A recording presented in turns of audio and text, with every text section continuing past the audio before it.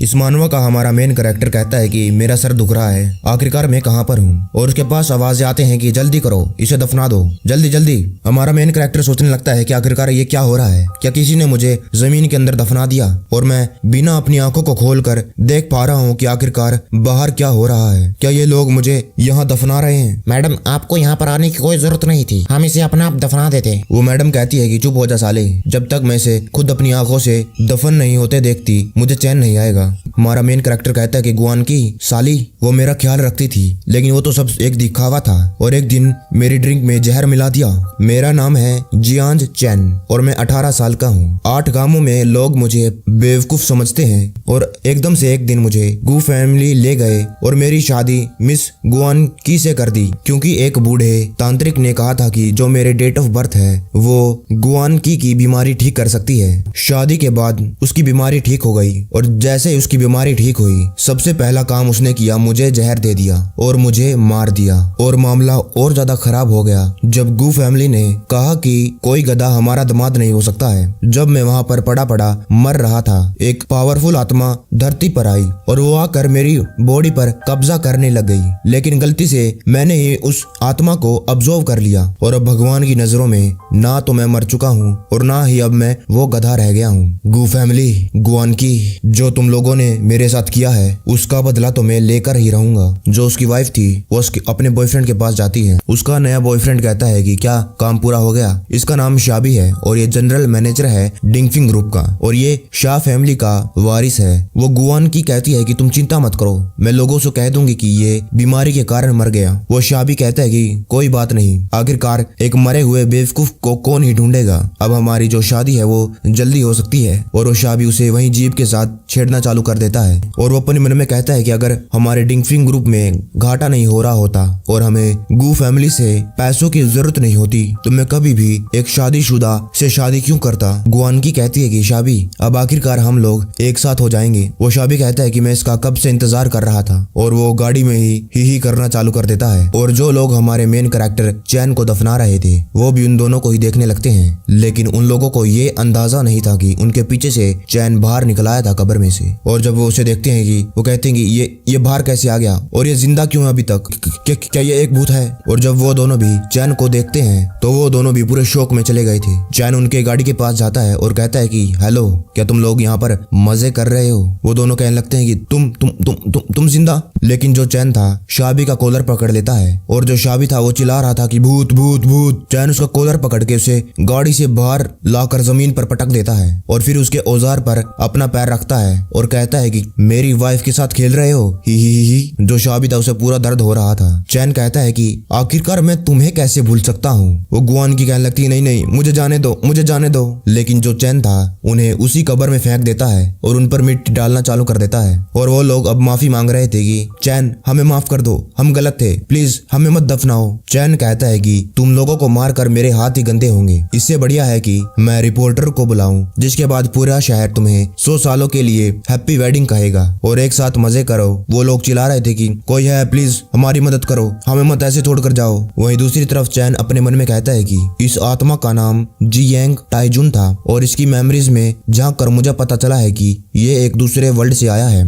जहाँ पर बहुत सारे खतरनाक मॉन्स्टर्स और बीस्ट रहा करते हैं और आसपास सभी के सभी जो लोग थे वो बहुत ज्यादा स्ट्रॉन्ग थे और जो ये जियांग टाइजुन था ये भी बहुत ज्यादा पावरफुल था वहाँ पर। और मुझे अब इस पर दया आ रही है कि मैंने इसको ऑब्जर्व कर लिया और जियांग टाइजुन की मेमोरी में कई सारी एक्स्ट्रा ऑर्डिनरी टेक्निक्स है, कई मेडिकल स्किल्स है, एन्चांटमेंट्स है, अल्केमी, इतनी सारी चीजें हैं। ये मेरे लिए काफी होगी प्रैक्टिस करने के लिए और अगर मुझे प्रैक्टिस करनी है तो मुझे अपने स्पिरिचुअल एनर्जी पर ध्यान देना होगा। सुबह होती है और चैन कहता है कि मैं शब्दों में बयान नहीं कर सकता हूँ कि मुझे कितना ज्यादा अच्छा लग रहा है बस एक रात रेस्ट करने की वजह से, लेकिन जो स्पिरिचुअल एनर्जी है इस माउंटेन की वो बहुत ज्यादा कम है और अब भगवान ने मुझे मरने नहीं दिया तो मैं चैन इस जिंदगी को अच्छे से जीऊंगा। हमें चैन का घर दिखाया जाता है, वहाँ पर एक गुंडा आया हुआ था और कहता है कि जल्दी करो, हमारे 1 लाख युआन पैसे वापस करो। और ये बीच में है जियांग रुओ, ये 16 साल की है और ये चैन की बहन है। रुओ कहती है कि प्लीज हमें थोड़ा सा और मोहलत दे दो, हम इतना सारा पैसा अभी नहीं देख पाएंगे। वो गुंडा उसका हाथ पकड़ देता है और कहता है कि क्या पैसे नहीं दे पाओगे? पैसों के बदले में तुम अपना शरीर भी दे सकती हो। वो कहने लगती है कि नहीं नहीं, दूर हो जाओ मुझसे। और एक ही पल में जो गुंडा है उसके मुंह पर लात लग चुकी थी। ये चैन ही था। एक लात लगने की वजह से जो गुंडा था घर के दूसरे कोने की दीवार पर जाकर टकराया। और चैन कहता है कि आखिरकार किसकी इतनी हिम्मत है जो मेरी बहन को हाथ लगाए। उसके माँ बाप और उसकी बहन सारे के सारे शोक में थे। उसने ऐसा कैसे कर दिया? क्या ये वही है जिसको हम जानते हैं? ये तो एक गधा हुआ करता था। जो उस गुंडे के साथ दो और लोग थे वो कहने लगते हैं कि जल्दी करो, इसे मार मार के नर्क में पहुंचा दो। चैन एक डंडा उठा लेता है और कहता है कि आजा, दोनों एक साथ आओ, मेरा वक्त बर्बाद मत करो। वो गुंडा घबराते हुए कहता है कि नहीं, मैं नहीं जा रहा, ये पागल है और हम इसके घर में घुस चुके हैं और अगर ये हमें जान से भी मार देगा तो कानून इसे कुछ भी नहीं कहेगा। और वो गुंडा कहता है कि ये मत समझो कि तुम एक पागल हो, इसीलिए तुम लोगों को पैसे नहीं देने हैं। तुम्हें जो हमसे पैसे लिए हैं वो तो तुम्हें वापस करने ही होंगे और कल मैं तुम्हारे ऊपर केस करूंगा। चैन कहता है कि बस पैसों की बात है ना, मैं वापस कर दूंगा। उसकी माँ उसका हाथ पकड़ लेती है और कहती है कि चैन, क्या तुम पागल हो गए हो? ये 1 लाख युआन है और हम इतना पैसा कहाँ से लाएंगे? चैन कहता है कि माँ आप चिंता ना करें,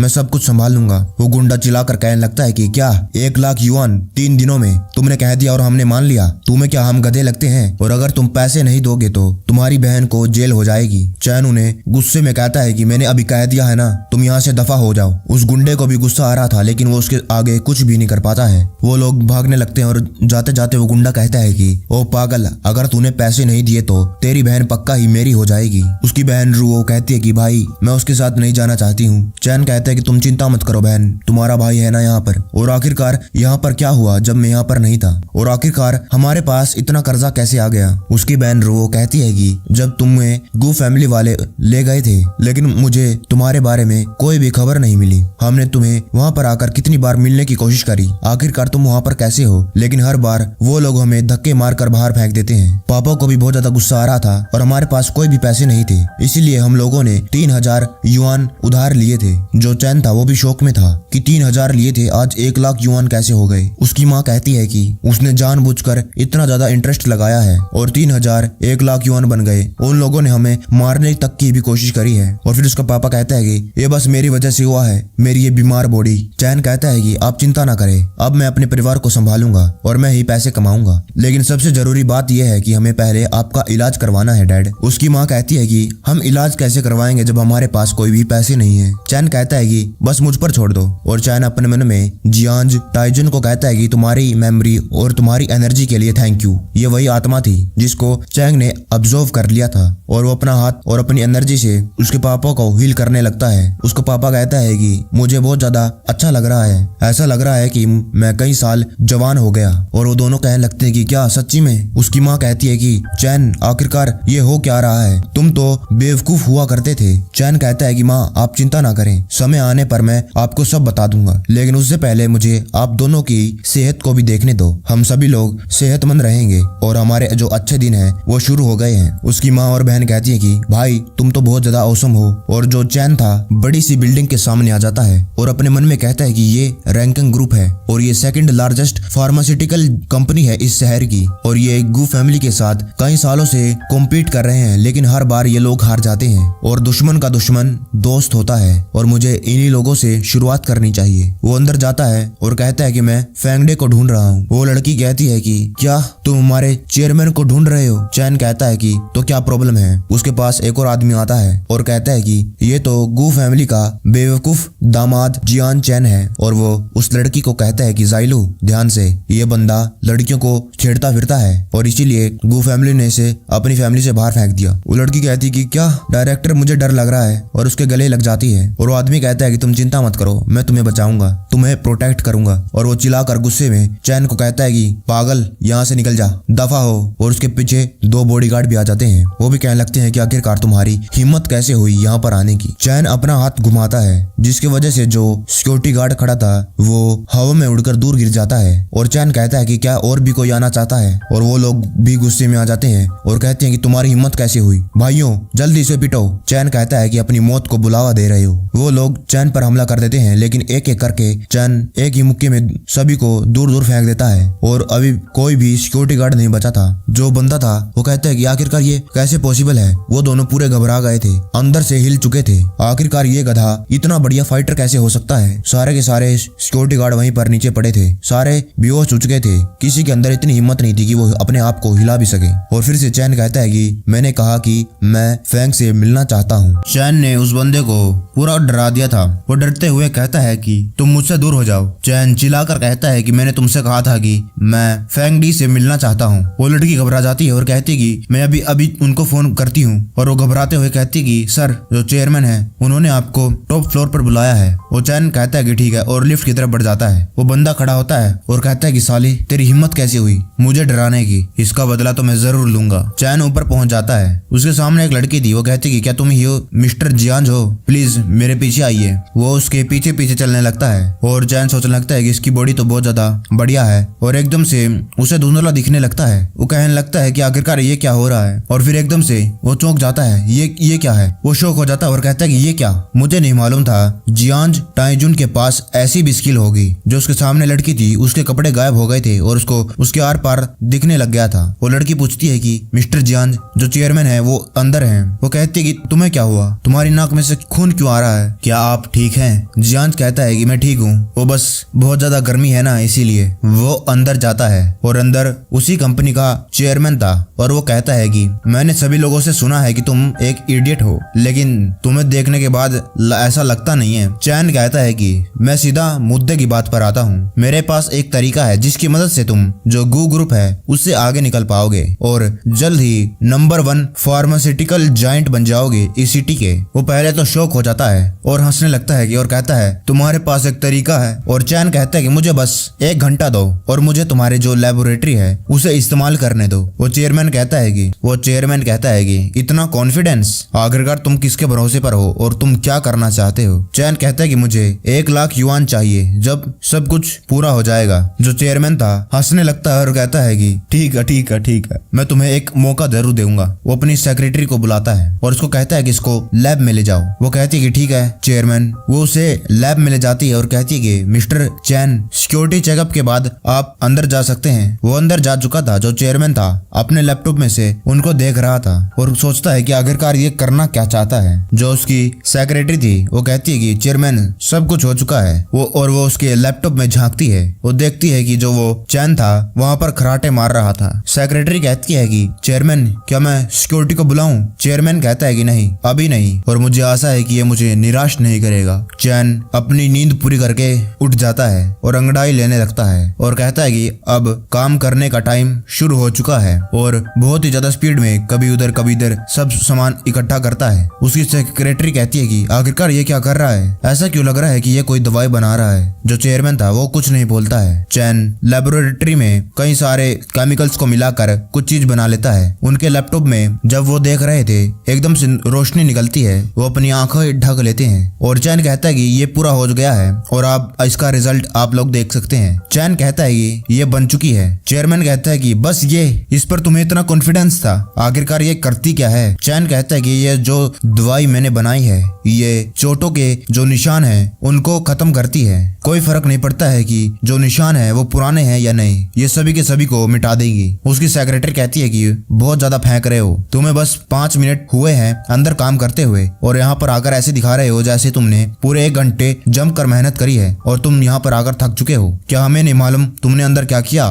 चैन को गुस्सा आ जाता है और उसको धक्का देकर सोफे पर गिरा देता है। वो सेक्रेटरी कहती है कि तुम क्या कर रहे हो, मुझे जाने दो। चैन कहता है कि तुम बहुत ज्यादा बोलती हो और जो उसने कपड़े पहने हुए थे वो उसको ऊपर करता है। उसके नीचे से एक स्कार निकलता है। चैन कहता है कि अभी मैं इसका रिजल्ट तुम्हें दिखाता हूँ। चैन कहता है कि क्या इसी निशान की वजह से तुम छोटे कपड़े नहीं पहनती हो? वो सेक्रेटरी कहती है कि आखिरकार तुम्हें इस निशान के बारे में कैसे मालूम, हम तो पहली बार मिले हैं। चैन कहता है कि मिस, अगर मैं जो ये निशान है इसको खत्म कर दूं तो मुझे आप थैंक यू कैसे कहोगी? सेक्रेटरी को कुछ समझ नहीं आ रहा था। चैन कहता है कि ठीक है मैं समझ गया, तुम मुझे एक किस देना चाहोगी? चैन कहता है कि अब तो एक किस का सवाल है और ये मेरी मेडिसिन काम करनी चाहिए। वो उसके निशान पर वो मेडिसिन गिर देता है। सेक्रेटरी कहती है कि ये क्या हो रहा है, ये गर्म भी है लेकिन कंफर्टेबल भी। और वो कहती है कि ये निशान ये तो मिट गया। चेयरमैन भी उसके पास आ जाता है और कहता है कि इतना पुराना निशान बस एक झटके में गायब हो गया। चैन उसके पास आ जाता है और कहता है कि अपना वादा तोड़ना मत। वो घबराने लगती है और वो चेयरमैन की तरफ देखती है और कहती है कि चेयरमैन प्लीज आप तो कुछ कहिए, लेकिन जो चेयरमैन था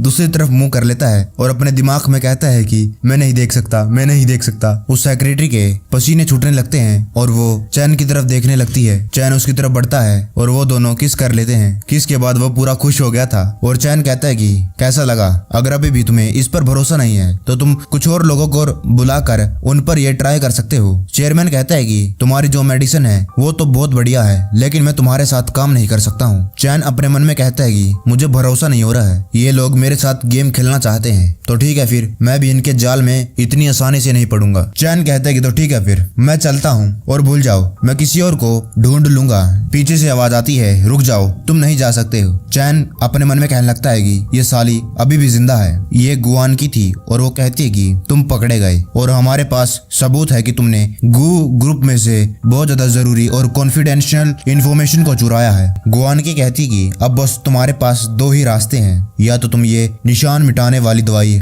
हमें दे दो या फिर हम पुलिस को बुलाकर तुम्हें जेल में पहुंचवा देंगे। और ये हमारे गू ग्रुप का सबसे बढ़िया लॉयर है और हम तुम्हें आराम से 10 से 20 साल की जेल दिलवा सकते हैं। और वो लॉयर भी कहता है कि हाँ। चैन कहता है कि गुआन की तुम ये कह रही हो कि मैंने तुम्हारे घर में से कुछ चुराया है? गुआन की कहती कि तो क्या हुआ, हम शादीशुदा हैं और इस मेडिसिन को हमें दे दो, हमारे बीच में पीस हो सकता है। और अपने बूढ़े माँ बाप के बारे में तो सोचो। वो सेक्रेटरी कहती कि ये दवाई चुराई हुई है और मैंने तुम्हें गलत समझ लिया। चेयरमैन भी कहता है कि चैन मैंने कभी नहीं सोचा था कि तुम ऐसा भी कुछ काम कर सकते हो। और गुआन की कहती है कि तो ठीक है, यहाँ पर हम सभी का टाइम बहुत ज्यादा कीमती है। और वो एक कार्ड को उसकी तरफ उछालती है और कहती है ये लो मेरा कार्ड और इसका पासवर्ड है मेरा बर्थडे, इसके अंदर 5 लाख युआन है और ये तुम्हारी फैमिली के लिए अपनी पूरी जिंदगी आराम से बिताने के लिए काफी होगा। चैन उस कार्ड को फेंक देता है और कहता है कि तुम्हारी फैमिली के पैसे घटिया। गुआन की कहती कि तुम, लेकिन जो चैन था उसकी तरफ बढ़ जाता है और कहता है कि अगर तुम्हें लगता है कि मैंने ये रेसिपी तुम लोगों से चुराई है तो तुम जो ये रेसिपी है उसे पढ़ सकती हो और हमें पता चल जाएगा कि आखिरकार ये तुम्हारी है भी या नहीं। गुआन की कहने लगती कि मैं उसका लॉयर आ जाता है और कहता है कि मिस, अब हम एक पागल के साथ क्या ही बहस कर सकते हैं, आप चिंता ना करिए, पुलिस सब कुछ संभाल लेगी। गुआन की कहती कि तुम ठीक कह रहे हो। चैन कहता है कि क्या तुमने किडनी के लिए कोई दवाई ली है? कभी नहीं ना। गुआन की कहती कि तुम ये क्या कह रहे हो? चैन कहता है कि इसकी किडनी में दिक्कत है और मैं इसे ठीक कर सकता हूँ। वो लॉयर कहता है कि क्या? चैन कहता है कि चेयरमैन क्या मैं आपकी लैब को दोबारा यूज कर सकता हूँ? चेयरमैन कहता है कि ठीक है। चैन लैब में चला जाता है। चेयरमैन कहता है कि मिस गुआन क्या आप सच्ची में उसका इंतजार कर रही हैं? चैन आ जाता है और कहता है कि लेडीज एंड जेंटलमैन चौंकिए मत, जब जो इसका रिजल्ट है आपको दिखेगा। और वो उस लॉयर के पास आ जाता है, उसका मुंह खोलकर उसके अंदर वो मेडिसिन तुरंत डाल देता है। वो लॉयर कहते हैं कि इडियट, ये तुमने मुझे क्या पिला दिया?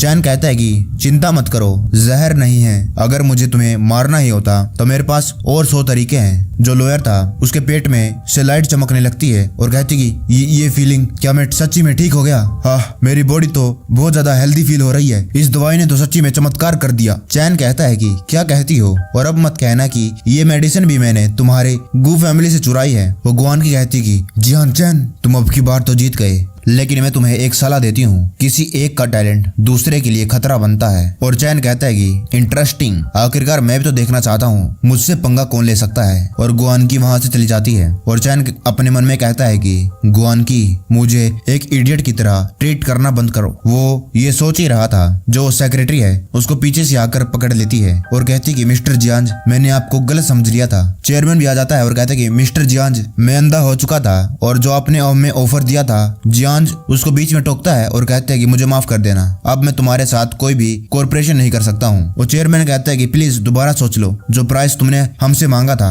उससे कहीं ज्यादा हम देने वाले हैं। चैन गुस्से में पीछे देखता है और कहता है कि मुझसे ज्यादा चेयरमैन को पता होगा कि आखिरकार जो गुआन की है उसे कैसे पता कि मैं यहाँ पर हूँ, और उसे ये भी पता चल गया कि मैंने एक दवाई बनाई है।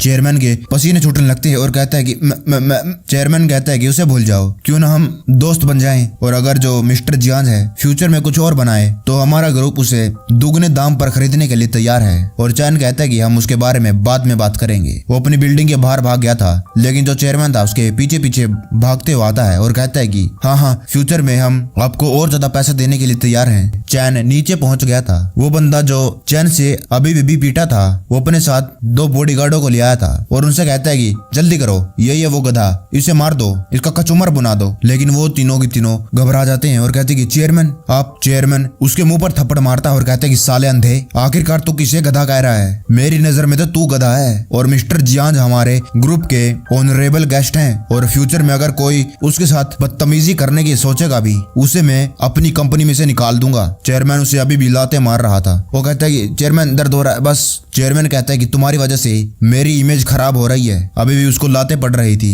चैन बाहर आ जाता है और एक बेंच पर बैठ जाता है और सोचने लगता है कि मुझे नहीं मालूम था कि गू फैमिली मेरे साथ ऐसा करेगी और मेरे रास्ते का रोड़ा बनेगी। रैंकिंग ग्रुप को छोड़ने के बाद मैं दूसरी फार्मास्यूटिकल कंपनी के पास गया, लेकिन उन लोगों ने भी मना कर दिया और मैं एक जगह जाकर अपनी दवाई का प्रचार करने लगा, उसे बेचने लगा। लेकिन गू फैमिली वालों ने पुलिस भेजकर मुझे वहां से भी भगवा दिया। मुझे इसके बारे में कुछ करना चाहिए। जिस बेंच पर वो बैठा था उसके सामने एक बिल्डिंग थी, वहां पर एक बड़ी स्क्रीन थी और उसके अंदर एक लड़की थी और ये बताया जा रहा था कि ये लड़की मिस मू है और ये शहर के बड़े ग्रुप के चेयरमैन की बेटी है और ये अभी अभी साउथ अफ्रीका से अपनी ट्रिप को पूरी करके आई है और आज रात वो इस शहर में आने वाली है। चैन कहता है कि ओहो मिस मू, और वो बैठकर सोचने लगता है कि शेंग जुआन ग्रुप एक बहुत बड़ी कंपनी है और इसके आगे तो गू ग्रुप और रैंकिंग ग्रुप भी कचरा है। और अगर किसी तरह मैं मिस मू के पास पहुंच गया, जो बाकी परेशानियां हो रही हैं वो अपने आप सोल्व हो जाएंगी। और वो खड़ा होता है और कहता है कि मैंने डिसाइड कर लिया, अब मैं मिस मू का पति बनना चाहता हूँ, लेकिन उससे पहले मुझे इन लोगों का कुछ करना होगा, इनसे छुटकारा पाना होगा। उसका पीछा दरअसल कई सारे बॉडीगार्ड कर रहे थे क्योंकि उनको अभी भी जो मेडिसिन है उसका फॉर्मूला चाहिए है। वो लोग पकड़े जा चुके थे, जिसके बाद वो बाहर आ जाते हैं और कहते हैं कि चैन तुम्हारे पास 3 सेकंड है और हमें वो मेडिसिन का फॉर्मूला दे दो, नहीं तो आज रात हम तुम्हें इसी जगह पर मार देंगे और अब की बार तो दफनाएंगे भी नहीं। लेकिन चैन का मुक्का उसके मुंह पर लग चुका था और वो हवा में उड़ गया था। चैन पूरी हीरो वाली पोज देते हुए खड़ा था। वो पीछे 2 टकले घबरा जाते हैं, ये क्या, एक ही मुक्के में हवा में उड़ गया। चैन कहता है कि जाओ वापिस और गू फैमिली को बता दो, अगर उनके अंदर अभी भी हिम्मत है तो मैं उन लोगों का इंतजार कर रहा हूँ, किसी भी वक्त किसी भी जगह वो लोग आ सकते हैं। वो टकले भाग जाते हैं और कहती है कि तुम बस हमारा इंतजार करना। उसके बाद जो चैंग था एक जगह बैठ जाता है और एक टेक्निक यूज करने लगता है जिसकी मदद से वो जो मिस मू है उसे ढूंढ पाएगा कि आखिरकार वो शहर में कहां पर है। उसकी एनर्जी शहर में कई जगह जाती है। उसकी मदद से वो शहर के कई सारी जगहों पर एक ही बार में जो हो रहा है उसे देख पा रहा था और वो कहता है कि ये तो बहुत ज्यादा काम की है, ऐसे में कितने सारे लोगों को ढूंढ सकता हूँ। जो उसकी एनर्जी है आखिरकार मिस मू को ढूंढ लेती है। चैन कहता है कि मिल गई, जिसके बाद वो भागते भागते जो मिस मू है उसकी गाड़ी के सामने आ जाता है। गाड़ी के ब्रेक लग चुके थे, लेकिन जो चैंग था ऐसी एक्टिंग करता है जैसे गाड़ी ने उसे ठोक दिया है और उसको बहुत ज्यादा चोट आई है। वहाँ पर लोग इकट्ठा हो जाते हैं और कहते हैं कि देखो एक इतनी ज्यादा लग्जरियस कार ने एक बंदे को उड़ा दिया। ये लोग तो इंसानों को कुछ समझते ही नहीं है, अमीर हैं इसका मतलब लोगों को उड़ाते फिरेंगे। जो मिस मू के लोग थे वो कहते हैं कि जरा साइड हो जाओ, हमारे पास मेडिकल टीम के लोग हैं और अभी वो उसको चेक करेंगे। चैन कहता है कि रुक जाओ, मुझे हाथ मत लगाओ और जो तुम्हारा मैनेजर है उसे बाहर आने को कहो। आखिरकार उसे दिखता नहीं उसका ड्राइवर कैसी गाड़ी चला रहा है। चैन अपने मन में सोचने लगता है कि लगता है मैं बहुत ज्यादा ओवर एक्टिंग कर रहा हूँ और फिर वो जो अपना घाव है वहाँ पर बहुत सारा खून फैला देता है और वो लोग कहने लगते हैं कि देखो कितने घमंडी लोग हैं ये, पहले तो बंदे को उड़ा देते हैं और बाद में अपना चेहरा भी नहीं दिखाते हैं। गाड़ी में से जो मिस मू है वो निकलती है। चैन उसको देखता है और कहता है कि सो ब्यूटीफुल, ये तो एक परी है, मेरी फ्यूचर वाइफ तो कितनी ज्यादा खूबसूरत है। वो उसके पास आती है और कहती है कि क्या तुम्हें बहुत ज्यादा चोट लग गई। और एक और लड़की उसके पास आती है और कहती कि मिस मू मैं हमेशा से ही ध्यान से गाड़ी चलाती हूँ, लेकिन ये ही एकदम से अचानक से आ गया सामने और हमें चलना चाहिए, इसे कोई और संभाल लेगा। वहाँ पे जो लोग थे वो भी कहने लगते हैं कि हाँ ये लड़की सही कह रही है, मैंने भी इसको भागते हुए देखा था, लगता है ये लड़का इन लोगों को ठगना चाहता है और मुझे लगता है कि हमें पुलिस को बुला लेना चाहिए, पुलिस इस मामले को हैंडल करेगी। और चैन कहता है कि अबे साले थोड़ी देर पहले तो तू कुछ और कह रहा था। वो लाल बालों वाली लड़की कहती है कि मिस मू हमें चलना चाहिए। मिस मू कहती है कि ठीक है और बाकियों को कहो कि इसका अच्छे से ट्रीटमेंट करें। चैन सोचने लगता है कि ये लोग तो जा रहे हैं, नहीं मैं इस मौके को गंवाना नहीं चाहता हूँ। चैन उसकी टांगे पकड़ लेता है और कहता है कि मुझे फर्क नहीं पड़ता, तुमने मुझे अपनी गाड़ी से उड़ाया है और तुम्हें ही इसकी रिस्पॉन्सिबिलिटी लेनी होगी। वो लाल बालों वाली लड़की कहती है कि ये तुम क्या कर रहे हो, अपने हाथ जल्दी से हटाओ। वहाँ पर लोग कहने लगते हैं कि देखो जरा इसको, कितना ज्यादा बेशर्म है, इसकी हिम्मत कैसे हुई ऐसे फायदा उठाने की, इसको तो हम लोगों को मिलकर पीट देना चाहिए। और सही हुआ कि गाड़ी ने इसको उड़ा दिया। और चैन कहता है कि सालों भाग जाओ यहाँ से, तुम लोग बहुत ज्यादा बोल बोलते हो। मिस मू कहती कि सर टेक इट इजी, मैं आपका ख्याल रखूंगी और आपको अभी के अभी हॉस्पिटल ले जाऊंगी। और चैन कहता है कि नहीं नहीं, मैं हॉस्पिटल नहीं जाऊंगा, तुम मुझे वहां पर छोड़कर भाग जाओगी और उसके बाद मैं तुमको कहाँ ढूंढूंगा, तुम ही रिस्पॉन्सिबल हो जो मेरे साथ हुआ है। वो लाल बालों वो लड़की आती है और कहती कि इतने भी ज्यादा बेशरम मत बनो, क्या तुम्हें मालूम है ये कौन है। और चैन कहता है कि तुम मुझे बुली करना चाहती हो, मुझे कोई तो बचाओ। मिस मू कहती है कि भूल जाओ, हमें इसको घर ले जाना चाहिए और उसके बाद जो हमारा पर्सनल डॉक्टर है वो उसका ट्रीटमेंट कर देगा। और चैन कहता है कि तो ठीक है, फिर मैं इस कार में बैठकर जाऊंगा, मैं पहले कभी एक रोल्स रॉयस में नहीं बैठा हूँ। लाल बालों वाली लड़की चिल्लाने लगती है और गुस्सा हो जाती है। मिस मू कहती कि शांत हो जाओ जाओ यन, हमें इसकी मदद करनी चाहिए। इस लड़की का नाम जाओ यन है। चैन अभी भी उसकी टांगे पकड़े हुआ था और मन ही मन हंसने लगता है और कहता है कि मेरी फ्यूचर वाइफ तो कितनी ज्यादा ब्यूटीफुल और काइंड है, मेरा तो सपना ही पूरा हो गया। वो लोग मू फैमिली के जो घर है वहां पर आ जाते हैं। मिस मू कहती है कि तो ठीक है, फिर मैं जाती हूँ और जो मेरे फादर हैं उनको रिपोर्ट करती हूँ और तुम इस बंदे को लिविंग रूम में ले जाओ और जो डॉक्टर हुआंग है उसे इसका इलाज करने को कहो। जाओ यान कहती कि ठीक है मिस मू। चैन कह लगता है कि अपने मन में मेरी फ्यूचर वाइफ मुझे छोड़कर जा रही है, कितनी दुख की बात है कि जब मैं कार में बैठा था मैंने एक शब्द नहीं कहा। और जो जाओ यान थी वो कहती कि सर हमारे साथ आइए, मैं तुम्हें अभी वहां पर ले जाऊंगी, आपको जो हील जो करना है, आपके जो घाव हैं उनको भरना भी तो है। और वो उसकी आंखें लाल हो गई थी, मतलब वो कुछ और ही करने की सोच रही थी। मिस मू अपने पापा के पास जाती है और कहती कि अभी के टाइम पर यही सिचुएशन है, बिना हाई क्वालिटी रॉ मटेरियल के हम साउथ अफ्रीका में कम्पीट नहीं कर पाएंगे। उसका पापा कहता है कि जो जेड रॉ मटेरियल है वो लिन फैमिली के हाथों में है, वो पहले ही हमारे रास्ते में रोड़ा खड़े करते थे, लेकिन अब तो वो बहुत ज्यादा आगे बढ़ने लग गए हैं और अगर जो सामान डिलीवरी डेट से पहले नहीं पहुंचा हमारे पैसों का बहुत ज्यादा नुकसान हो जाएगा। और तो और हमारे बिजनेस ने जो रेपुटेशन बनाई थी इतने सालों में उसका भी सवाल है, वो भी खराब हो सकती है। मिस मू कहती कि डैड अगर ये इतना ही इम्पॉसिबल है तो मैं उसके साथ शादी करने के लिए तैयार हूँ, वो लोग यही तो चाहते हैं कि मैं उनके परिवार में शादी करूँ। उसका पापा कहता है कि नहीं, आखिरकार तुम एक शेर की बेटी हो और उस पिल्ले के साथ कैसे शादी कर सकती हो, और ये बात मेरे सामने दोबारा कभी मत करना। अगर तुम्हारा भाई इतना ज्यादा गधा नहीं होता तो मुझे लिन फैमिली से डरने की कोई जरूरत नहीं थी। और मिस मू कहती कि डैड मुझे माफ कर देना, मैं एक लड़का नहीं हूँ। उसका डैड कहता है कि सिली गर्ल तुम क्या बात कर रही हो, मुझे तुम पर नाज है, तुम मेरी मदद कर रही हो, तुम मेरी बेटी हो जिस पर मुझे बहुत ज्यादा प्राउड है। तभी जो चैन था उस कमरे में कदम रखता है और चिल्लाकर कहता है कि मिस मेरी मदद करो, कोई मुझे मारने की कोशिश कर रहा है। मिस मू शौक थी, आखिरकार हमारे घर में इसको मारने की कौन कोशिश कर सकता है। चैन उसको पकड़ लेता है और कहता है कि हनी प्लीज मुझे बचा लो। उसका पापा कहता है कि आखिरकार ये कौन है और ये तुम्हें हनी क्यों कह रहा है। मिस मू कहती है कि मुझे जाने दो प्लीज, मुझे छोड़ दो। लेकिन चैन को तो उसके तकियों पर मजे आ रहे थे। तभी दरवाजा खुलता है, ये वही लाल बालों वाली लड़की थी और उसको कहती है कि तुम वहीं रुक जाओ। और फिर वो कहती है कि चेयरमैन आप यहाँ। और चेयरमैन कहता है कि तुम लोग ये क्या कर रहे हो और तुम्हारे हाथों में ये चाकू क्यों है, आखिरकार तुम क्या करना चाहते हो। चैन अपना भोला मुंह बनाकर कहता है कि ये लोग मुझे बुली कर रहे हैं, इन्होंने कहा कि ये मेरी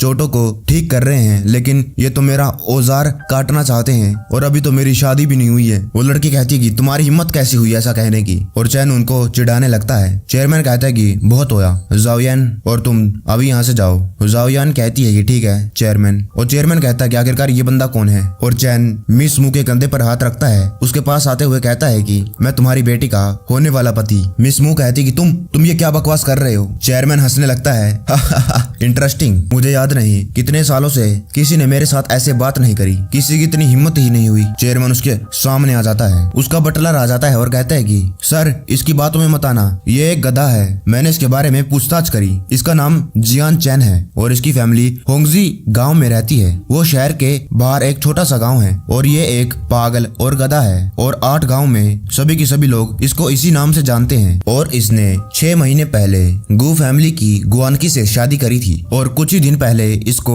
फैमिली से निकाल दिया गया क्योंकि इसने वहाँ की एक लड़की के साथ छेड़छाड़ करी और उनके कई सारे प्रॉपर्टी के कागजात भी चुरा लिए। वो चेयरमैन कहता है कि क्या इसकी इतनी हिम्मत और यहाँ पर आ गया, आखिरकार मेरे मुंह फैमिली के एक्सपर्ट कहाँ पर हैं। उसके पीछे लोग आ जाते हैं और कहते हैं कि हम यहीं पर हैं। वो लोग कहते हैं कि तुम गलत जगह पर आ गए, ये ऐसी जगह नहीं है जहाँ पर आकर तुम अपनी मनमानी करना चाहो। सभी लोग इस बास्टर्ड को खत्म करके बाहर फेंक देते हैं। उसके चारों तरफ आ जाते हैं, वो लोग उस पर हमला कर देते हैं। चैन उनको अपनी एविल स्माइल देता है और जो बंदा सबसे ज्यादा उछल रहा था उसके पेट में लात मारता है, जिसके बाद वो दूर जाकर गिर जाता है और मिस्मो सोचने लगती है कि क्या कोई पागल एक गधा इस तरह का अटैक कर सकता है, क्या सच्ची में एक फूल है। चैन की आंखें लाल हो चुकी थी और वो अपने अंदर से ब्लू कलर का ओरा निकालने लगता है। वो लोग कहने लगते कि बास्टर्ड, तेरी हिम्मत कैसे हुई हम लोगों पर हमला करने की। चेयरमैन बीच में आ जाता है और कहता है कि रुक जाओ, तुम लोग वापस जा सकते हो। वो अपने घायल साथी को कंधों पर लटका कर ले जाते हैं। चेयरमैन के भी पसीने छूट गए थे और पूछता है आखिरकार तुम हो कौन। और वो सोचने लगता है जो मेरी फैमिली में ये एक्सपर्ट हैं ये इतने भी ज्यादा ऑर्डिनरी नहीं है और इनको कोई मार्शल आर्टिस्ट ही हरा सकता है। और आखिरकार ये बंदा कौन है जिसके पास ये हिडन मार्शल आर्ट है, लेकिन इसने तो एक ही लात में उनको धराशायी कर दिया। और चैन कहता है कि मैं लिन फैमिली को डिस्ट्रॉय कर सकता हूँ, मैं शेंगजुआन कंपनी को दुनिया की लार्जेस्ट कंपनी बना सकता हूँ और मैं तुम्हें इस दुनिया का रिचेस्ट मैन भी बना सकता हूँ। मैं तुम्हारी फैमिली को बचा सकता हूँ लिन फैमिली से। मुझे मालूम है कि वो कल मैरिज का प्रपोजल लेकर आने वाले हैं। मिस मू कहती है कि डैड, क्या जिसने जो कहा है वो सच है, अब हमें क्या करना चाहिए। चेयरमैन कहता है कि इसकी एबिलिटी को देखते हुए मुझे ऐसा लग रहा है कि इसने जो भी कहा है वो सच है। चैन कहता है कि मेरे पास एक आइडिया है, क्यों ना तुम अपना दामाद ढूंढना चालू कर दो। मिस मू कहती है कि डैड, मुझे ये आइडिया पसंद आया, यही अभी एक बेस्ट तरीका है। चेयरमैन कहता है कि ये ठीक है, तो तुम्हें अपने लिए एक होनहार लड़का ढूंढना होगा। और अपने बटलर को बुलाता है और कहता है कि जल्दी करो, मुझे जितने भी नौजवान टैलेंटेड लड़के हैं उनकी इन्फॉर्मेशन जल्दी से जल्दी लेकर आओ, मुझे अभी के अभी वो चाहिए है। और चैन कहता है कि ससुर जी आप चिंता क्यों कर रहे हैं, सबसे बढ़िया दामाद तुम्हारे सामने ही खड़ा है। मिस मू शौक हो जाती है और चेयरमैन कहता है कि तुम आखिरकार हम एक स्टूपिड को हमारा दामाद बनाकर क्या ही हासिल कर सकते हैं। चैन कहता है कि पहली बात तो ये लिन फैमिली बहुत ज्यादा अमीर और पावरफुल है और वो ये कभी नहीं होने देगी। और दूसरी बात ये, अगर कोई मिस मू से शादी करने के लिए तैयार हो जाता है, क्या आप ये गारंटी दे सकते हैं वो मिस मू की जायदाद के पीछे नहीं लगा होगा, वो आप लोगों का फायदा नहीं उठाएगा। मिस मू कहती कि अच्छा, अगर तुम ही सबसे बढ़िया लड़के हो तो आखिरकार तुम हमारी फैमिली में क्या ला सकते हो। चैन कहता है कि क्यों नहीं, बहुत कुछ, जरा यहाँ तो देखो। जो उसके टांग पर चोट लगी थी वो अपनी पावर से उसे तुरंत हील कर देता है। और मिस मू सोचने लगती है कि इसने अपने घावों को इतनी जल्दी भर दिया, ये जियांग चैंग तो इतना ज्यादा सिंपल नहीं है। और इसने मू फैमिली के इतने बढ़िया मार्शल आर्टिस्ट को भी एक ही लात में घायल कर दिया। वो भी शौक थी, उसे भी कुछ ज्यादा समझ नहीं आ रहा था। और वो सोचती है कि क्या यह कोई हिडन मास्टर है। और वो कहती है कि डैड, मैंने अपना मन बना लिया है और यही मेरा पति है। सीन कट हो जाता है और हमें चैन की बहन को दिखाया जाता है। वो लाल बालों वाला आ गया था और उसे पकड़ लेता है। वो कहती कि ये तुम क्या कर रहे हो। वो लाल बालों वाला कहता है कि 3 दिन पूरे हो चुके हैं, अगर वो गधा मेरे पैसे वापस नहीं करेगा तो मैं तुम्हें मेरे साथ ले जाऊंगा। उसकी बहन कहती है कि मुझे छोड़ो, नहीं मैं नहीं जाऊंगी, मेरा भाई जरूर आएगा। तभी कई सारी लग्जरियस गाड़ी आ जाती है और वहाँ पर जो लोग खड़े थे वो कहते हैं कि क्या इतनी ज्यादा अमीर गाड़ियां, ये तो पक्का ही कोई अमीर लोग होंगे। वो लाल बालों वाला भी हैरान हो जाता है उन गाड़ियों को देखकर और कहता है कि वाह, इतनी ज्यादा लग्जरियस गाड़ियां। उसमें से चैन उतरता है और कहता है कि आखिरकार ये जंगली कुत्ते आए कहां से हैं और ये मेरे घर का दरवाजा क्यों रोके हुए हैं। उसकी बहन चैन को बुलाने लगती है भाई, और उसके पास जाकर उसको गले लगा लेती है और कहती है कि भाई भाई, ये मुझे ले जाना चाहता है और मैं नहीं जाना चाहती हूँ। चैन कहता है कि तुम चिंता मत करो, अब मैं आ चुका हूँ ना। और वो लाल बालों वाला उसे पर्ची दिखाता है कि इडियट, तुम ये क्या देख रहे हो, तुम्हारा टाइम पूरा हो चुका है। ये देखो, इस पर अच्छी तरीके से लिखा हुआ है तुम्हारी फैमिली ने मुझसे कर्जा लिया था और तुमने उसे अभी तक नहीं चुकाया है। चैन को गुस्सा आ जाता है और जो उसके हाथ में वो पर्ची रखे हुआ था उसमें आग लग जाती है। वो लाल बालों वाला कहने लगता है हेल्प हेल्प, कोई तो उस आग को बुझाने में मदद करो। चैन उसके पास जाता है, उसके हाथ में अभी भी आग लगी हुई थी और जो उसके लोग थे वो डर के मारे भागने लगते हैं और कहते हैं कि एकदम से आग कहां से आ गई, ये कितनी ज्यादा डरावनी है। और दूसरा बंदा कहता है कि इसका हमारे साथ कुछ भी लेना देना नहीं है। चैन नोटों की गड्डी निकालता है और कहता है कि मेरे परिवार ने तुमसे सिर्फ 3000 लिए थे और इसीलिए मैं तुम्हें 3000 ही वापस कर रहा हूँ, तुम्हें तो 3000 से कई गुना ज्यादा चाहिए। वो लाल बालों वाला कहता है क्या 3000 बस। चैन कहता है कि ये तो दुख की बात है ना, तुमने मेरे परिवार को बार बार पीटा, उनको धमकाया, इसीलिए जो बाकी का पैसा है वो हमने कंपनसेशन और मेडिकल एक्सपेंसेस और इमोशनल डैमेज के रूप में रख लिया। क्या क्या तुम्हारी कोई शिकायत है? वो लाल बालों वाला उसको देखने के बाद डर जाता है और कहता है कि नहीं, कोई कंप्लेंट नहीं है, हम तो बचपन के दोस्त हैं, प्लीज मेरी गलतियों को माफ कर दो। और चैन कहता है कि 1 हफ्ते के लिए तुम सुअर के साथ रहोगे और उसके बाद हमारे बीच में जो भी प्रॉब्लम्स है वो सोल्व हो जाएगी, और अगर तुम ऐसा नहीं करते हो तो ही। वो भागकर सुअर के तबीले में जाता है और सुअर की एक्टिंग करने लगता है और कहता है कि भाई जियांग तुम चिंता मत करो, मैं भी करता हूँ। पीछे लोग कहने लगते हैं कि यहाँ पर तो कितनी ज्यादा बदबू है, अच्छा हुआ जो उसके साथ हो रहा है, ये हमेशा ही और लोगों को बुलिस करता था। सीन कट हो जाता है, हमें गू फैमिली का विला दिखाया जाता है। ये बीच में जो बड़े सोफे पर बैठा है ये गू लिन टांग है, ये गू फैमिली का हेड है। और गुआन की कहती कि डैड क्या आपको इसके बारे में चिंता नहीं हो रही? अगर चैन के पास एबिलिटी है लेकिन तब भी मू फैमिली इसके लिए राजी कैसी हो गई, और हमने चैन को अपने घर में से धक्के मार कर निकाला था और ये तो हमारे मुंह पर तमाचा है। उसका नया बॉयफ्रेंड शाबी कहता है कि जो इनविटेशन है वो सभी लोगों को डायरेक्टली भेजी जा रही है और चिंता करने की क्या बात है, और अगर हमने उस गधे को मिस मू के साथ शादी करने से नहीं रोका तो वो पक्का ही हमसे बदला लेने वाला है। वो अपने मन में गुस्सा होते हुए कहता है कि मैं डिंग फिंग ग्रुप का वारिस हूँ और अभी तक मुझे मौका नहीं मिला उसे मिलने का, और वो साला उससे शादी करने चला है। आखिरकार वो इतना लकी कैसे है? गुआन की कहती कि जियान चैन का नाम इनविटेशन पर नहीं लिखा हुआ है लेकिन हमारे लोगों ने उसको मू हाउस में जाते हुए देखा है। शायद जो मू फैमिली है लिन फैमिली के बारे में चिंता कर रही है, उनकी वजह से उनका बिजनेस ठप हो रहा है। फैमिली का हेड कहता है कि क्या गुआन की, हमारे दामाद ने जो कहा है वो सेंस बना रहा है, तुम ज्यादा चिंता मत करो, लेकिन फिर भी तुम्हें होशियार रहना चाहिए। शाबी अपनी सीट से खड़ा होता है और कहता है कि अगर ऐसी बात है तो मैं वहाँ शादी में खुद जाकर अपनी आंखों से देखूंगा कि आखिरकार दूल्हा कौन है, और वो जाने लगता है। गुआन की कहती है कि शाबी, और फिर वो अपने डैड से कहती है कि जरा देखो तो इसको, अब बस उसे मिस मू की फिक्र हो रही है और वो उसके बारे में ही सोच रहा है और इसको कुछ भी फर्क नहीं पड़ रहा है कि मैं इसके सामने बैठी हूँ। ये जरा सा भी इसको छुपाने की कोशिश भी नहीं कर रहा है। उसका पापा कहता है कि चुप हो जाओ, शाबी का अंकल चुआन सिटी का मेयर है, और अगर जो डिंगफिंग ग्रुप है अभी फाइनेंशियल क्राइसिस से जूझ नहीं रहा होता तो हमारे पास इतना बड़ा मौका नहीं होता, इसीलिए तुम शांत हो जाओ। वो वहीं बैठकर रोने लगती है और कहती कि जियान चैन, मिस मू, बस इंतजार करो, मैं तुम दोनों को छोड़ूंगी नहीं। मू फैमिली वेडिंग का दिन आ जाता है।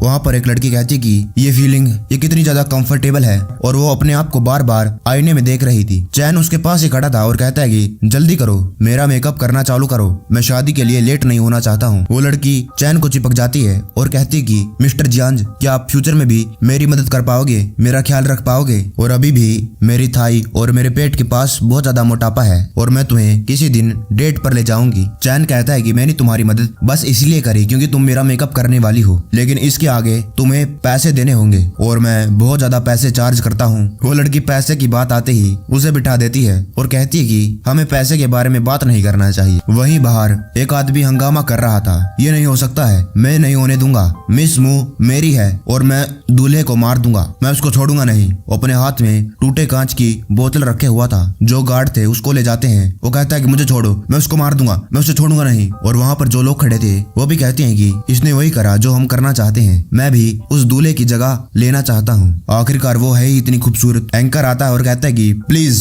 तालियों से स्वागत करिए हमारे दूल्हे और दुल्हन को। चैन और मिस मू आ जाते हैं और वो लोग कहने लगते कि ये क्या हो रहा है, आखिरकार दूल्हे ने दुल्हन के कपड़े क्यों पहन रखे हैं। चैन अपनी जीभ बाहर निकालता है और अजीब अजीब से इशारे करता है। वो लोग कहने लगते हैं कि ये दूल्हा तो ठरकी है, लेकिन जो मिस मू है वो इन कपड़ों में अच्छी लग रही है। और चेयरमैन भी कहता है कि आखिरकार ये क्या बकवास हो रही है, ये कोई मजाक नहीं है। चेयरमैन की वाइफ कहती है कि मुझे लगता है इसने ये जानबूझकर किया है ताकि लोग सोचे कि ये एक अभी भी पागल ही है, और मुझे लगता है कि मू ने गलत बंदे से शादी करने का फैसला नहीं लिया है और इसीलिए तुम गुस्सा मत करो। तभी जो मेन हॉल का गेट था धड़ाम से खुलता है, उसकी आवाज बहुत ज्यादा थी जिसकी वजह से सभी लोग पीछे देखने लगते हैं कि आखिरकार कौन है। वो एक टकला था और वो कहता है कि मिस्टर मू, मुझे अच्छा नहीं लगा कि आपने अपनी बेटी की शादी के बारे में मुझे बताया भी नहीं, क्या ये अच्छी बात है? चैन कहता है कि ये कौन है? मिस मू कहती है कि ये लिन फैमिली है, जो लीडर है वो उसका नाम लिन जुआन है और इसको वो स्माइलिंग टाइगर भी कहते हैं, और ये लिन फैमिली के हेड का छोटा भाई है और इसका फैमिली में अभी नंबर 2 है, और जिसके पीछे एक और टकला है वो उसका सबसे बेस्ट आदमी है। चैन अपने मन में कहता है कि एक्सपर्ट, लगता है ये कम से कम डार्क पावर लेवल पर तो होगा ही। मैंने मू फैमिली के मार्शल आर्टिस्ट से बात करी और पता लगाया कि मार्शल आर्टिस्ट में 5 लेवल होते हैं। उसके अंदर कई सारे जैंग होते हैं, जिन, मिंग जिन, एन जिन, हुआ जिन एंड डान जिन। हर एक स्टेज सब डिवाइडेड कर दिया गया है, early, middle and let stages. और ऐसा भी कहा जाता है जो डंजिन लास्ट स्टेज मार्शल आर्टिस्ट होते हैं वो अपनी बॉडी के अराउंड एक प्रोटेक्टिंग ऑरा कल्टीवेट कर लेते हैं। और पूरी कंट्री में बस 10 ही मार्शल आर्टिस्ट हैं जो डंजिन लेवल तक पहुंच सकते हैं। तभी तो लिन फैमिली में बहुत ज्यादा हिम्मत है कि वो मू फैमिली से पंगा ले सकती है। चैन कहने लगता है कि इंटरेस्टिंग, इसके पीछे तो एक एक्सपर्ट खड़ा है। चेयरमैन उसके पास जाता है और कहता है कि हा ये तो ब्रदर लिन है, और आखिरकार आपको यहाँ पर क्या खींच लाया। वो लिन कहता है कि ब्रदर मू, बिना न्योता के आने के लिए मुझे माफ करना। जिसके बाद चेयरमैन चिल्लाकर कहता है कि शादी को शुरू करते रहो। वो एंकर कहने लगता है कि आप सभी लोगों का आज स्वागत है मिस मू की शादी में। तभी एक पैनी सी चीज आती है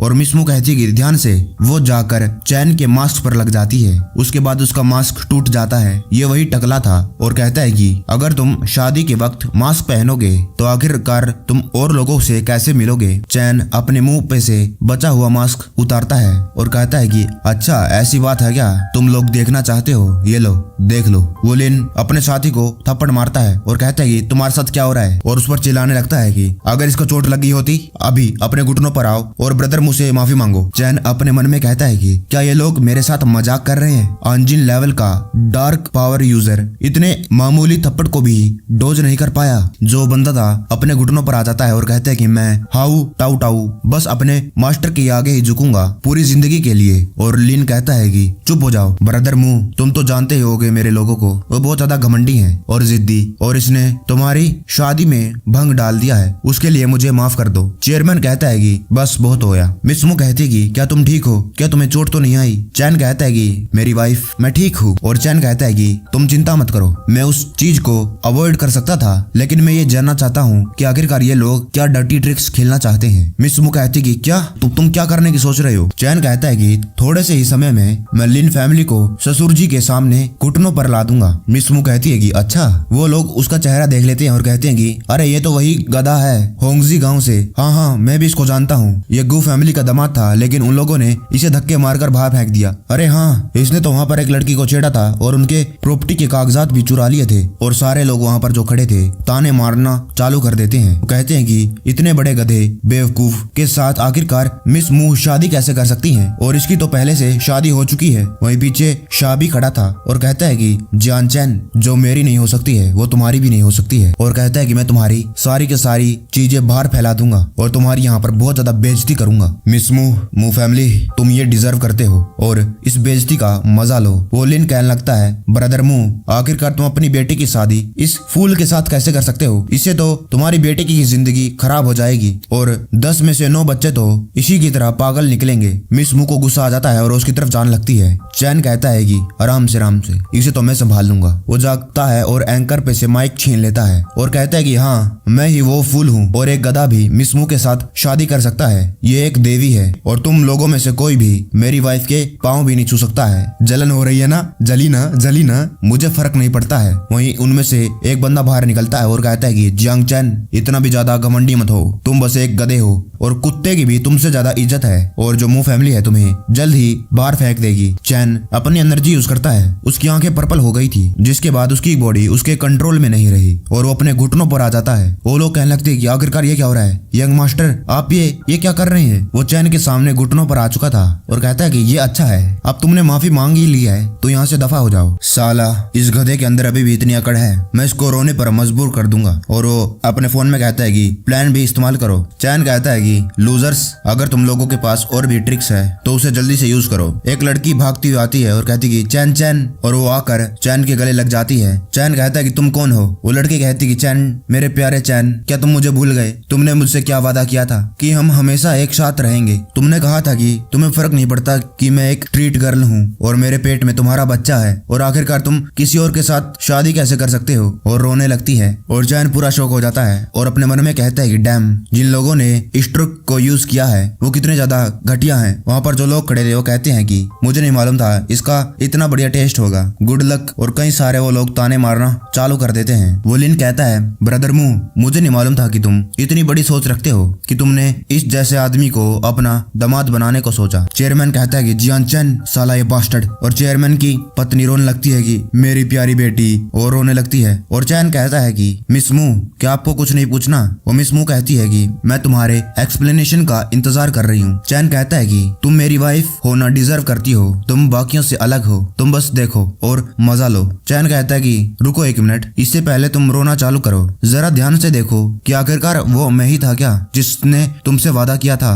वो कहती कि हाँ तुम ही थे। चैन अपनी पावर को यूज करता है और कहता है कि जरा ध्यान से देखो। वो लड़की चैन के कंट्रोल में आ जाती है और वो कहती कि नहीं नहीं, ये वो नहीं है, बल्कि वो ये था, ये मेरा हस्बैंड है। और वो गुआनकी के जो नया बॉयफ्रेंड है शाबी, उसकी तरफ उंगली करती है। वो चिल्लाकर कहता है कि तुम क्या बकवास बातें कर रही हो, कौन है तुम्हारा हस्बैंड। वो लड़की कहती कि मेरा हस्बैंड तुम हो शाबी, और मैं तुम्हारी प्यारी वाइफ हूँ, और तुमने ही तो मुझे जियांज चैन की वाइफ बनने को कहा, इसीलिए मैंने ये कर दिया, और अब तुम इस बात को ठुकरा नहीं सकते हो जब सब कुछ बाहर आ चुका है। शाबी जाकर उसका फटाफट मुंह बंद कर देता है और कहता है कि चुप हो जाओ, आखिरकार तुमको जानता कौन है। वो कहती कि शाबी अगर तुम मना करोगे तो मैं तुम्हारे बारे में सब कुछ उगल दूंगी। और चैन आ जाता है और कहता है मुझे नहीं लगा था कि शाबी का इतना यूनिक टेस्ट होगा। वहाँ पर जो लोग खड़े थे वो भी कहने लगते कि यंग मास्टर शाबी की पत्नी, लेकिन इसके पास तो पहले से ही एक ब्यूटीफुल फियोन्सी है। अरे इसकी फियोन्सी तो मिस गुआनकी है, गू फैमिली से, और वो चैन की एक्स वाइफ है। चेयरमैन कहता है कि इसीलिए तुम यहाँ पर आकर मेरे दामाद की बदनामी करना चाहते हो ताकि तुम अपनी फियोन्सी का बदला ले सको। सिक्योरिटी गार्ड जल्दी करो और इन दोनों को यहाँ से बाहर फेंक दो। सिक्योरिटी गार्ड उनको पकड़ कर ले जा रहे थे। शाबी अभी कहता है नहीं मैं नहीं, मुझे छोड़ दो। और चैन कहता है कि ये कुछ ज्यादा ही शोर मचा रहा है, क्या कोई और भी है जिसको प्रॉब्लम है मेरे मुंह फैमिली के दामाद बनने से। पीछे से वो लोग कहने लगते कि नहीं कोई दिक्कत नहीं है। और चैन कहता है कि अब मुझे पक्का यकीन हो गया है जो लिन फैमिली है वो भी इसके लिए राजी होगी, और लिन फैमिली मुझे ब्लेम नहीं करेगी कि मैंने उनके बीच में जो शादी होने वाली थी उसको तोड़ दिया। वो टकला लिन हंसने लगता है और कहता है कि तुम दोनों को बधाई हो, आशा है कि तुम लोग लंबी और हैप्पी लाइफ जियोगे, और आखिरकार तुमको ब्लेम कौन कर सकता है। चैन कहता है कि तो ठीक है फिर, अब तुम भी मान गए हो तो हमें शादी को कंटिन्यू करना चाहिए। लेकिन वो टकला अपने मन में कहता है कि आखिरकार ये साला इतना ज्यादा घमंडी कैसे हो सकता है। वो अपने आदमी को कहता है कि क्या तुम्हें पक्का यकीन है तुम्हें कोई प्रॉब्लम नहीं मिली। उसका आदमी कहता है कि नहीं, मैंने उन दोनों को अच्छे से चेक किया है लेकिन मुझे कोई भी निशान नहीं मिला कि वो लोग किसी के कंट्रोल में थे। वो लिन सोचने लगता है बस शक है लेकिन कोई भी सुराग नहीं, ये बहुत कुछ अजीब हो रहा है और अभी हम मू फैमिली के साथ कुछ नहीं कर सकते हैं। और जो जियान चैन है वो बहुत ज्यादा अजीब है और पहले हमें उसको ऑब्जर्व करना चाहिए। रात हो जाती है, उनकी शादी हो चुकी थी। चैन अपने बिस्तर पर था और कहता है कि मुझे नहीं मालूम आखिरकार मेरी बीवी मेरे बारे में क्या सोच रही होगी, और सोचने लगता है कि आज रात वो क्या क्या करने वाले हैं। वो बहुत कुछ सोचने लगता है। सोचते सोचते उसके मुंह में से पानी आ गया था। तभी एकदम से कमरे का दरवाजा खुलता है। वो मिस मू ही थी और कहती कि चैन मुझे तुमसे कुछ कहना है। चैन कहता है कि हनी तुम क्या कहना चाहती हो, और तुमने इतने सारे कपड़े क्यों पहन रखे हैं, तुम्हें रात में उतारने में बहुत ज्यादा मेहनत करनी पड़ेगी। और मिस मू कहती है कि मैं तुम्हें सही से बता दूं और तुम्हें भी इसके बारे में पता होना चाहिए कि मैं तुमको जरा सा भी पसंद नहीं करती। ये शादी बस एक दिखावा था और इसको सीरियस मत लो, ना मैंने इसको सीरियस लिया है और आशा है तुम भी नहीं लोगे। और फिर वो ताली बजाती है और कहती है कि अंदर आ जाओ। चैन कहता है कि हनी तुम्हारा ये क्या मतलब, और आखिरकार तुम ये क्या कर रही हो। कमरे में एक लड़की आ गई थी। चैन कहता है कि हनी इसका क्या मतलब है। वो बहुत ज्यादा सरप्राइज हो गया था। ये वही लाल बालों वाली लड़की थी और मिस मू कहती है कि ये मेरी जगह लेगी, और ऐसा कहकर वो तुरंत वहां से चली जाती है। और चैन सोचने लगता है कि आखिरकार वो मेरे साथ ऐसा कैसे कर सकती है, और अगर फिर भी ऐसी बात है तो मुझे अपना काम चालू कर देना चाहिए। मिस मू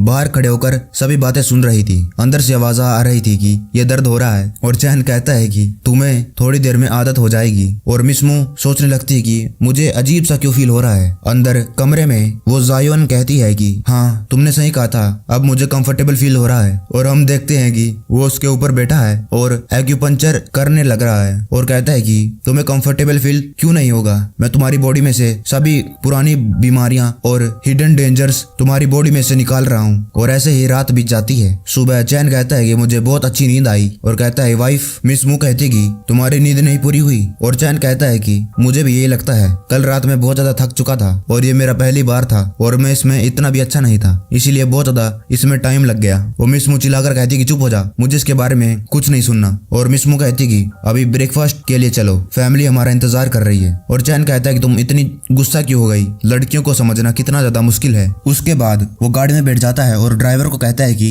हेल्प प्लेस चलो। वो ड्राइवर कहता है कि सर हेल्प प्लेस आप वहाँ पर नहीं जा सकते हैं, अगर आप वहाँ पर गए तो आप वहाँ पर सारा का सारा पैसा एक ही दिन में गवा देंगे। चैन कहता है कि अरे मेरी बात मानो, तुम्हें वहाँ पर बड़ा मजा आएगा। हेल्प प्लेस एक गैम्बलिंग की जगह है, वहाँ पर सभी अमीर घराने के लोग आते हैं। ये जगह बहुत ज्यादा लग्जरियस लेस है, खाने से लेकर ड्रिंक तक यहाँ पर सभी के लिए कुछ ना कुछ जरूर है और ये गैम्बलिंग के लिए बहुत ज्यादा फेमस जगह है। चैन वहाँ पर आ जाता है। चैन कहता है कि बैंकर, क्या मैं 2 सोने की ईंट उधार ले सकता हूँ? इस लड़की का नाम जिन लियान है और वो कहती कि डियर गेस्ट, क्यों नहीं, आप उधार ले सकते हैं। उसके बाद वो जुआ खेलना चालू कर देता है और वो कहता है कि स्मॉल, और वो डाइस के ऊपर जो डब्बा था उसे उठाती है और कहती है कि बिग, और वो कहती है कि यंग मास्टर जियांज, मुझे माफ कर देना, लेकिन आप सब कुछ हार चुके हैं, क्या फिर भी आप खेलना चाहते हैं? चैन कहता है कि ये मैं पहली बार गेम खेल रहा हूँ, इसलिए मुझे 2 और सोने की ईंट उधार दो। वो जियान कहती कि ठीक है मू फैमिली के दामाद, तुम 2 और सोने की ईंट उधार ले सकते हो। वहाँ पर और लोग भी आ जाते हैं और चैन को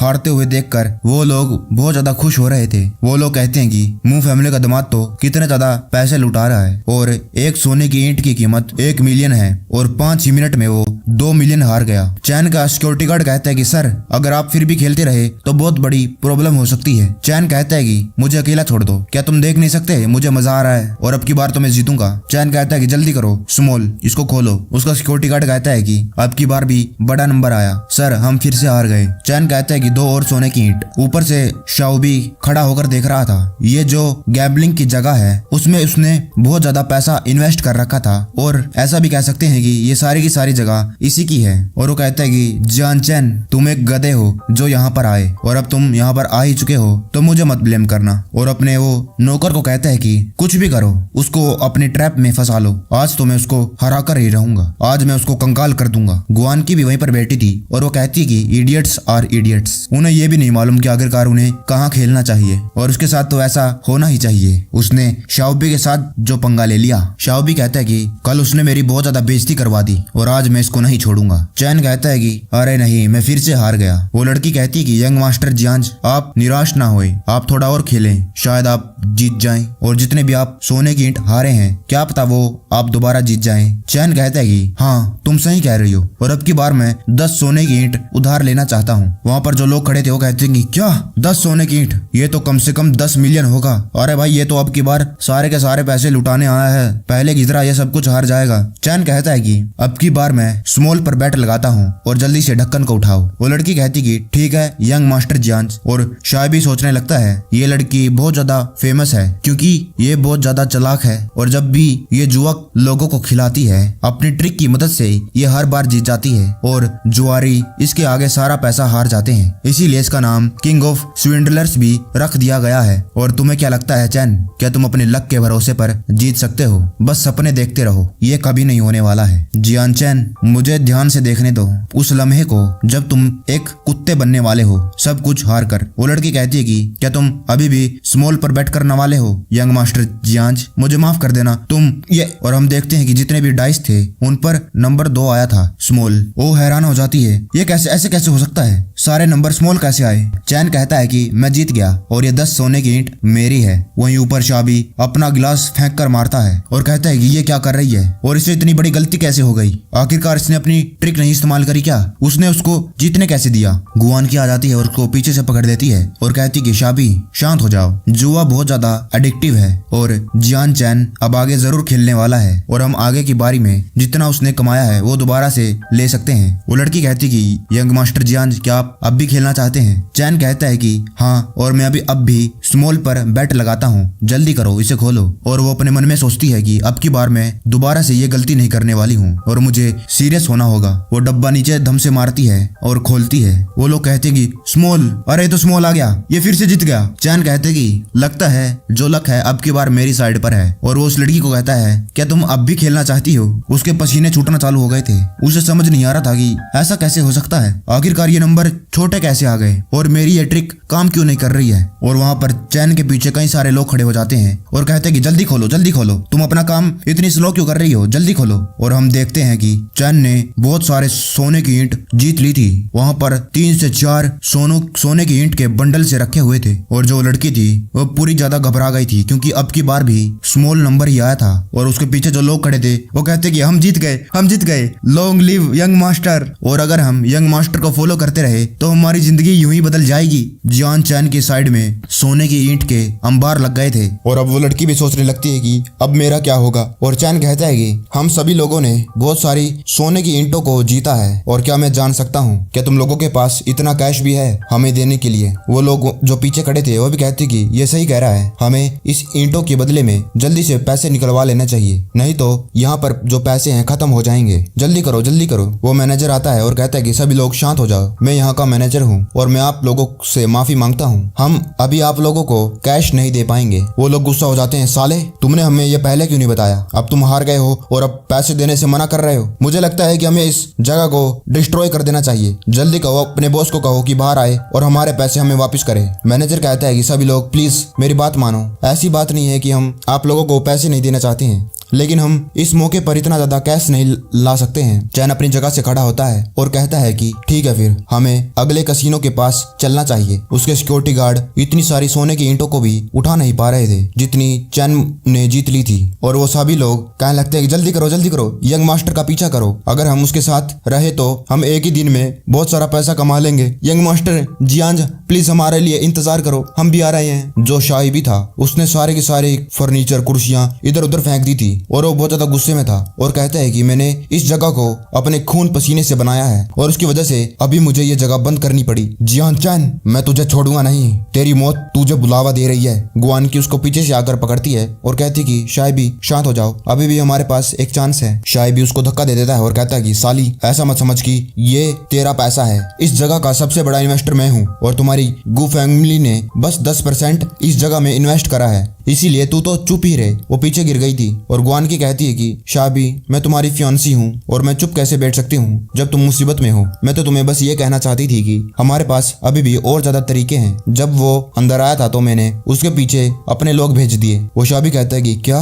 गुआन की कहती है कि हमारे पास अभी एक मौका है। वो शाबी उसके पास आ जाता है और जोर जोर से हंसने लगता है, बहुत अच्छे बहुत अच्छे, और अब मैं देखूंगा साला अब की बार कैसे जिंदा बचेगा और अब की बार तो मैं जियान चैन को तो तबाह करूंगा ही और मू फैमिली की जो रेपुटेशन है उसे भी खत्म कर दूंगा और तुम सबसे बेस्ट डार्लिंग हो। क्या तुम्हें चोट तो नहीं आई? मुझे माफ कर देना, मैं ज्यादा गुस्से में आ गया था। गुआन की कहती है कि मेरी सारी बॉडी कांपने लग गई है। वो शाबी कहने लगता है कि ऐसी बात है क्या, और वो उसको किस करना चालू कर देता है और वो वहीं पर ही करने लगते हैं। चैन दूसरे कसीनो पर आ गया था। उसके जो सिक्योरिटी गार्ड हैं अपने बैग में बहुत सारा सोने की ईंटें भरे हुए थे। उसके पीछे पीछे कई सारे लोग भी आ गए थे। वो कहते हैं कि यंग मास्टर जियांज हमने एक और शाबी की जगह को बंद करवा दिया, अब हमें कहाँ जाना चाहिए? और चैन कहता है कि हाँ आज रात में शाबी की सारे के सारे कसीनो को बंद करवा दूंगा, उसके पास एक भी रुपया नहीं छोड़ूंगा, मैं उसको बैंकरप्ट करवा दूंगा। और पीछे लोग खुश हो जाते हैं क्योंकि उनमें उनका बहुत ज्यादा फायदा था, वो बहुत ज्यादा पैसा कमा सकते थे। और तभी उसकी नजर पड़ती है एक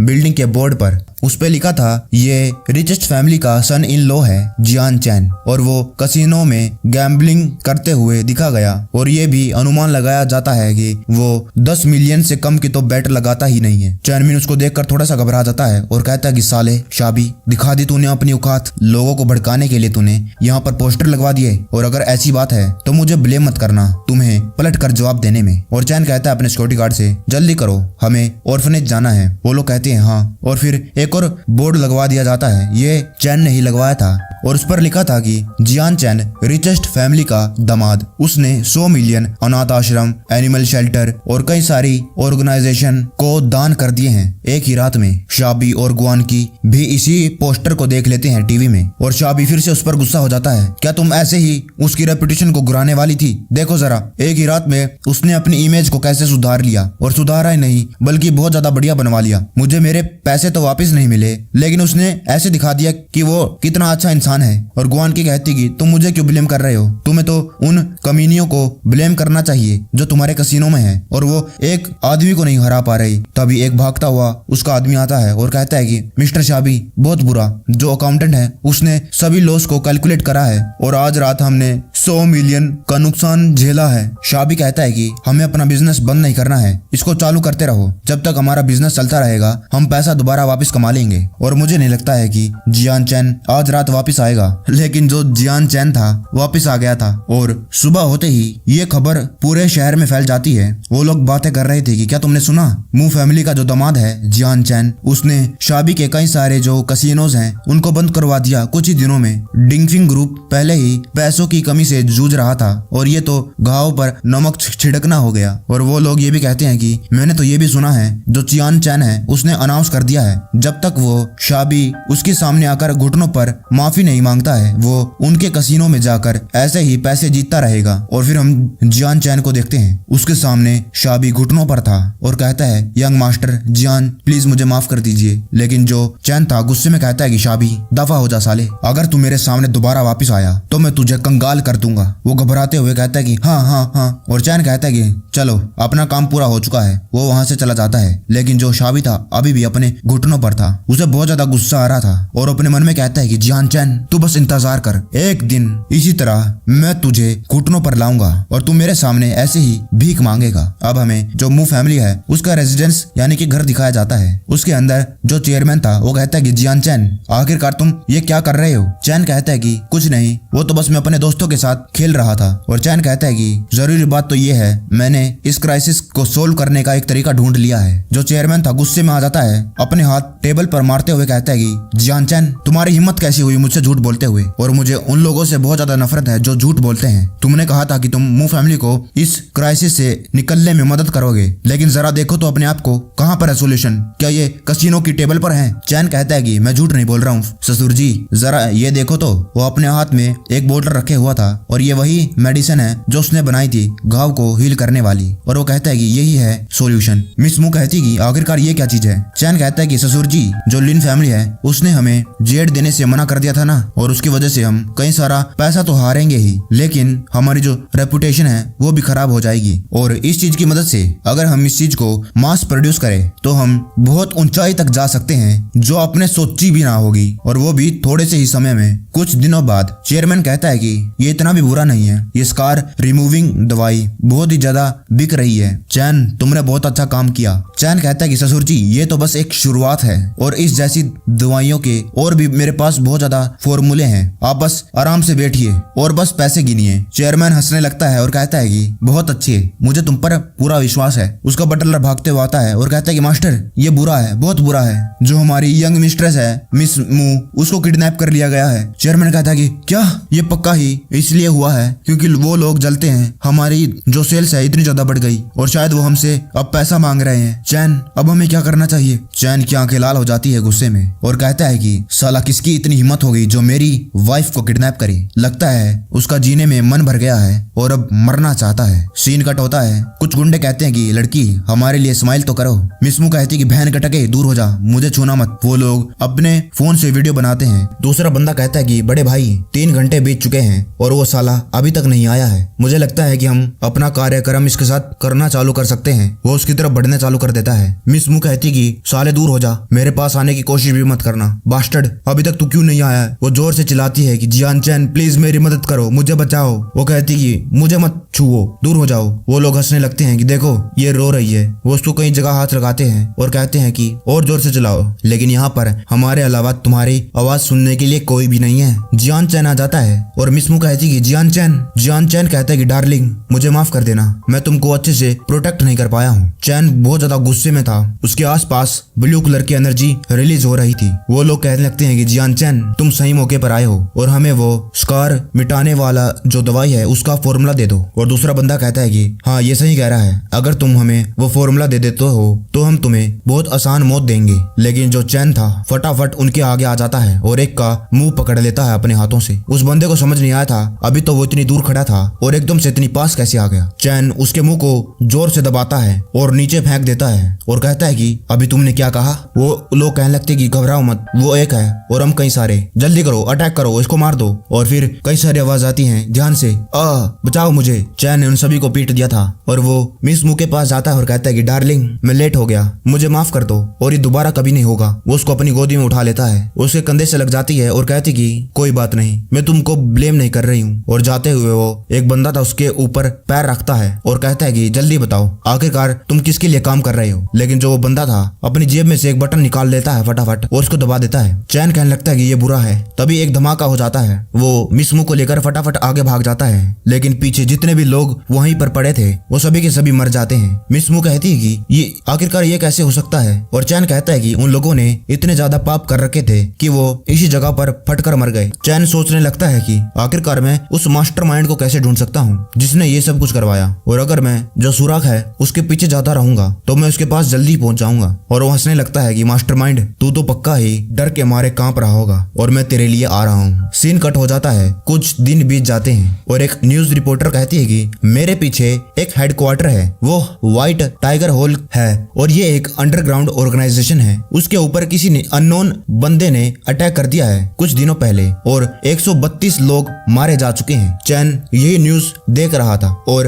अपने मन में सोचता है कि मैंने व्हाइट टाइगर होल को तो एलिमिनेट कर दिया, लेकिन फिर भी मुझे जो वो मास्टरमाइंड है वो नहीं मिला, वही तो सबसे ज्यादा खतरा है। चैन कहता है कि डार्लिंग, मैंने तुम्हें कहा था कि अगर तुम कहीं बाहर जाओ तो मुझे बता देना, मैं भी तुम्हारे साथ जाऊंगा। वो मिस मू उसके पास आ जाती है और बैठकर कहती है कि मुझे तुमको कुछ बताना है। लिन फैमिली ने स्टोन गैम्बलिंग फेस्टिवल को होस्ट किया है और हम दोनों को वहां पर बुलाया है, क्या तुम वहां पर जाना पसंद करोगे? चैन उसको पकड़ लेता है और कहता है कि डार्लिंग, अब तो तुम मुझे फैमिली मैटर में पूछने के लिए भी आने लग गई, मुझे कितना अच्छा लग रहा है, थैंक यू। मिस मू कहती है कि तुम ओवर रिएक्ट कर रहे हो। चैन कहता है कि डार्लिंग, तुम नहीं समझोगी, बचपन से किसी ने मुझे एक इंसान की तरह ट्रीट ही नहीं किया है। डार्लिंग, तुम सबसे बेस्ट हो और मुझे कितनी ज्यादा खुशी हो रही है। वो उसके तकिए पर आराम कर रहा था। मिस मू कहती है कि तो ठीक है, फिर अगर फ्यूचर में कुछ और बात होगी मैं तुम्हें बता दूंगी। वो लाल बालों वाली लड़की आ जाती है और कहती है कि साले ठरकी, तेरी हिम्मत कैसे हुई हमारी मिस्ट्रेस को छेड़ने की? अगर तुझे कुछ करना ही है तो मेरे साथ कर। और चैन अपनी जगह से खड़े होकर भागने लगता है और कहता है कि तुम्हारी जैसी शेरनी को कौन ही पसंद करेगा।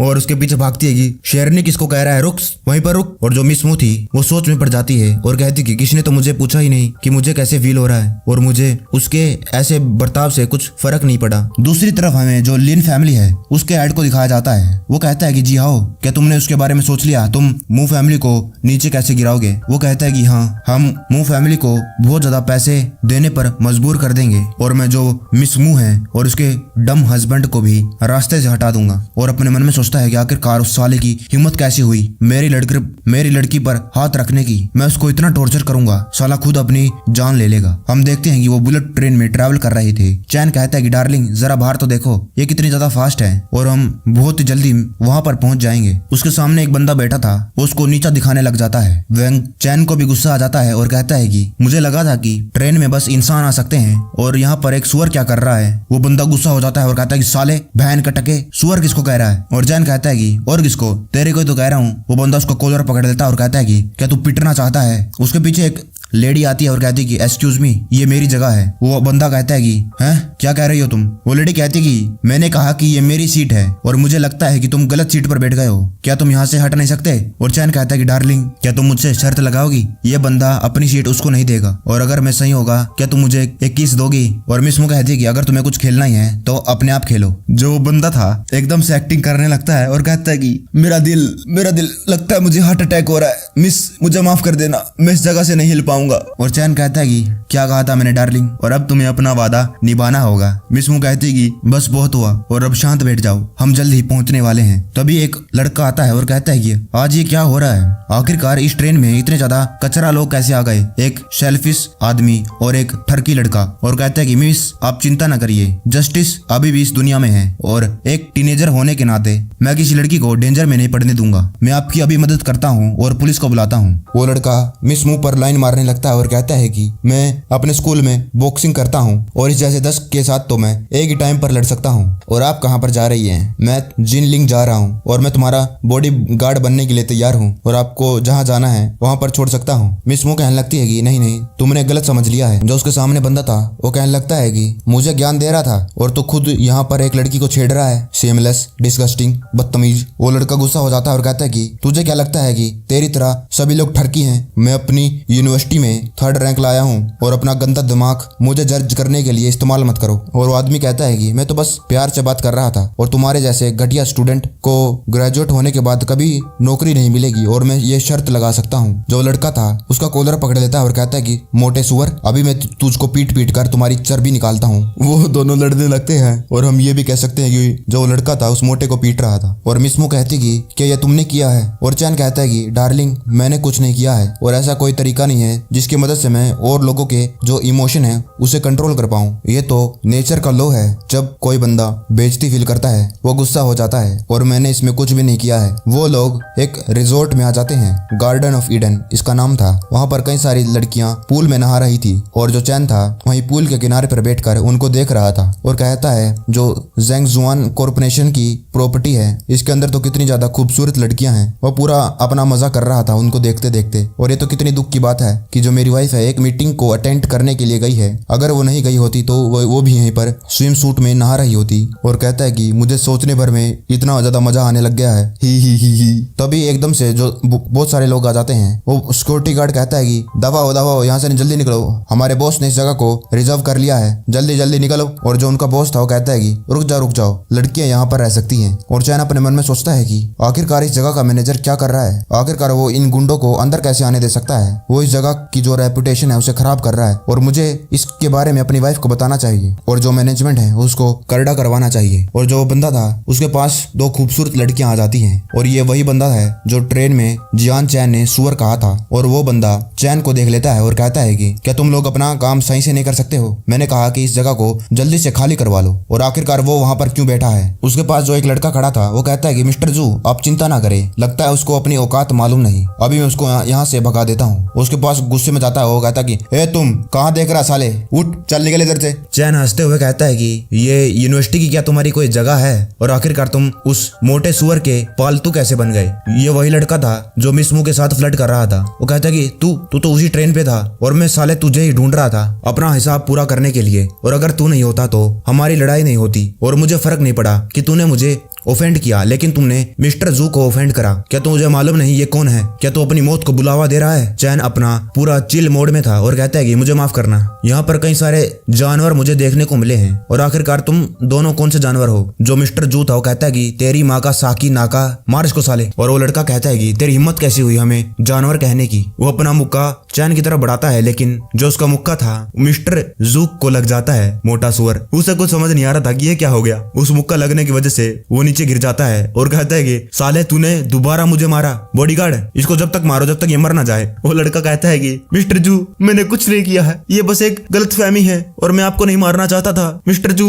वो उसको वहीं पर गिराकर पीटना चालू कर देते हैं। वो कहता है कि स्टॉप प्लीज, मैंने जानबूझकर नहीं किया है, ये इसकी वजह से हुआ है, इसने मेरी बॉडी को कंट्रोल किया, ये मैंने कुछ नहीं किया, ये इसने किया है। और वो खुद भी उसको मारने लगता है और कहता है कि क्या तुझे हम पागल दिख रहे हैं, मैं अनपढ़ हूँ, इसका मतलब ये नहीं कि तू जो कुछ भी बोलेगा वो मैं मान लूंगा, तूने मुझे जानबूझकर मारा है। और फिर वो कहता है कि और हाँ वो आराम से क्यों बैठा है, सिक्योरिटी गार्ड उसे भी पीटो, और अब तुम दोनों इस जगह को छोड़कर जाने नहीं वाले हो। और चैन गुस्सा हो जाता है और कहता है कि लगता है तुम लोग नर्क में जाने के लिए बहुत ज्यादा उतावले हो रहे हो। तभी एक और बंदा आ जाता है और कहता है कि आखिरकार किस चूजे ने हमारे मिस्टर जू को ऑफेंड कर दिया। वो मिस्टर जू कहता है कि यंग मास्टर लियांज आप यहाँ पर। वो अपने साथ दो खूबसूरत लड़कियों को भी लेकर आया था और उसके पीछे एक उसका बॉडीगार्ड भी था। और चैन अपने मन में सोचता है कि ये तो गैंगस्टर की एक्टिंग करने में कितना ज्यादा माहिर है। वो लियांज कहता है कि आखिरकार ये क्या हो रहा है, किसने हमारे मिस्टर जाओ को ऑफेंड कर दिया। और मिस्टर जाओ कहता है कि यंग मास्टर लियांज ये बहन का टका है और जल्दी करो, जो आनू है उसको कहो कि वो उसको सबक सिखाए। वो आराम से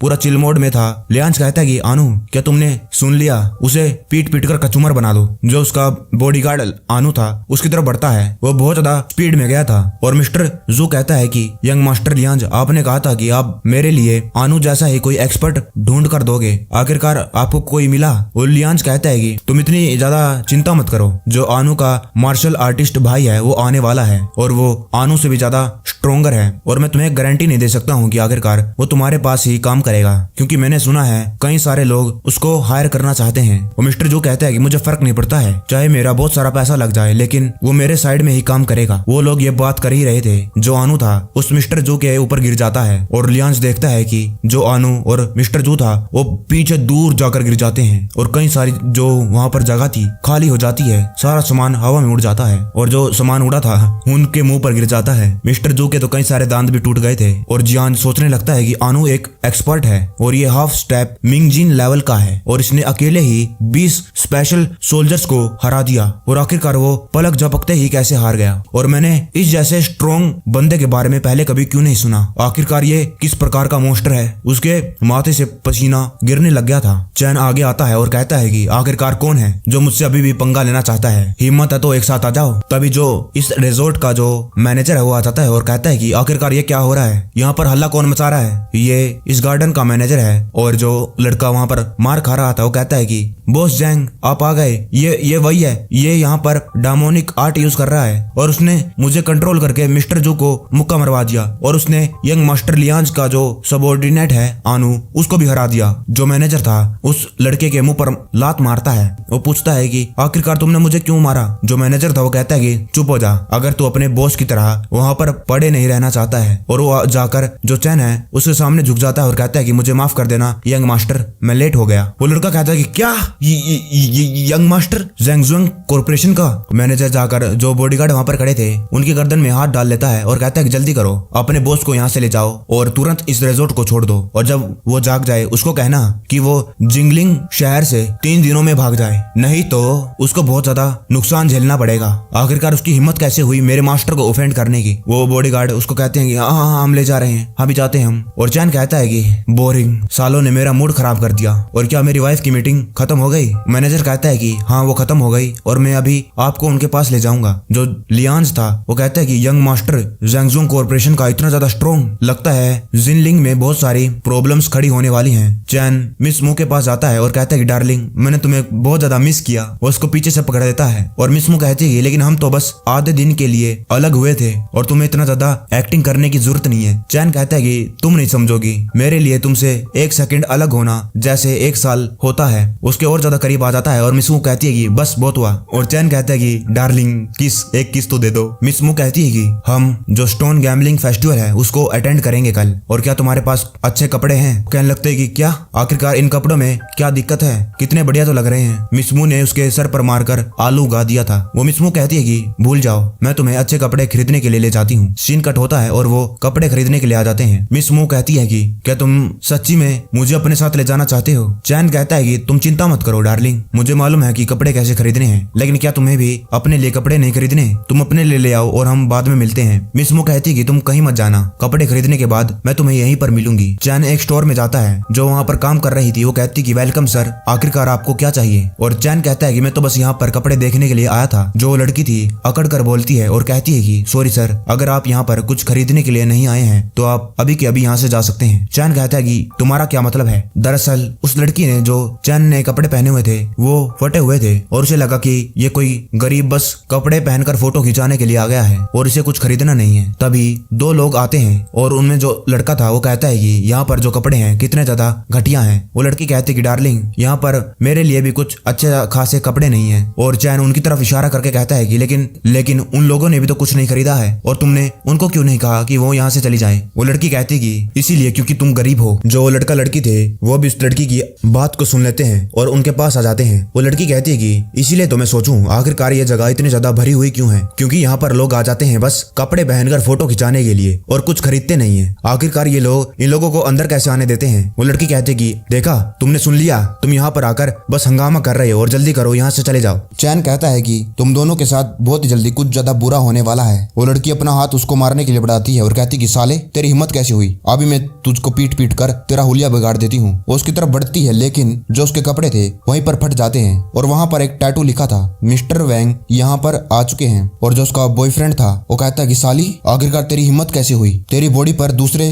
आदमी का टैटू है। और वो उसको थप्पड़ मारता है और वो लड़की वहीं पर अपने घुटनों पर आ जाती है और रोने लगती है। वो कहती है कि डार्लिंग मैं तुम्हें सब कुछ समझा दूंगी प्लीज। लेकिन लड़का कहता है कि हमारे बीच में सब कुछ खत्म हो चुका है। वो लड़की चैन की तरफ देखती है और कहती कि ये पक्का तुमने ही कहा है। तभी जो इस दुकान का जो ओनर है वो आ जाता है और कहता है कि कौन है जो यहाँ पर हंगामा कर रहा है, किसकी इतनी हिम्मत हुई, पक्का ही वो कोई जिंदगी से ऊब चुका होगा और यहाँ पर आकर मरने आ गया। जो लड़की वहाँ पर काम कर रही थी वो कहती कि बॉस ये लड़का है, देखो यहाँ पर भिखारी के कपड़े पहन कर आ गया है और यहाँ पर आकर इस लड़की के साथ लड़ाई कर ली और इनको कुछ कहने लग गया। जो लड़की घुटनों पर थी वो कहती कि हाँ ये सही कह रही है, जल्दी करो, इसको यहाँ से भगा दो। लेकिन जो ओनर था उसके सामने झुक जाता है और कहता है कि प्लीज मुझे माफ कर देना, मुझे नहीं मालूम था कि आप यहाँ पर आने वाले हैं और हमारे जो स्टाफ ने आपको तकलीफ दी है उसके लिए हम तहे दिल से माफी माफी मांगना चाहते हैं। दरअसल ये बंदा वही है लियांज जो रिजॉर्ट में मिस्टर जाओ की मदद कर रहा था, लेकिन जो उसका बॉडीगार्ड था आनू, चैन ने पीट दिया था। वो लोग घबरा जाते हैं, बॉस आप इसके सामने क्यों झुक रहे हैं? और लड़की कहती है कि क्या ये इतना ज्यादा कोई बड़ा इंसान है? और लियांज अपने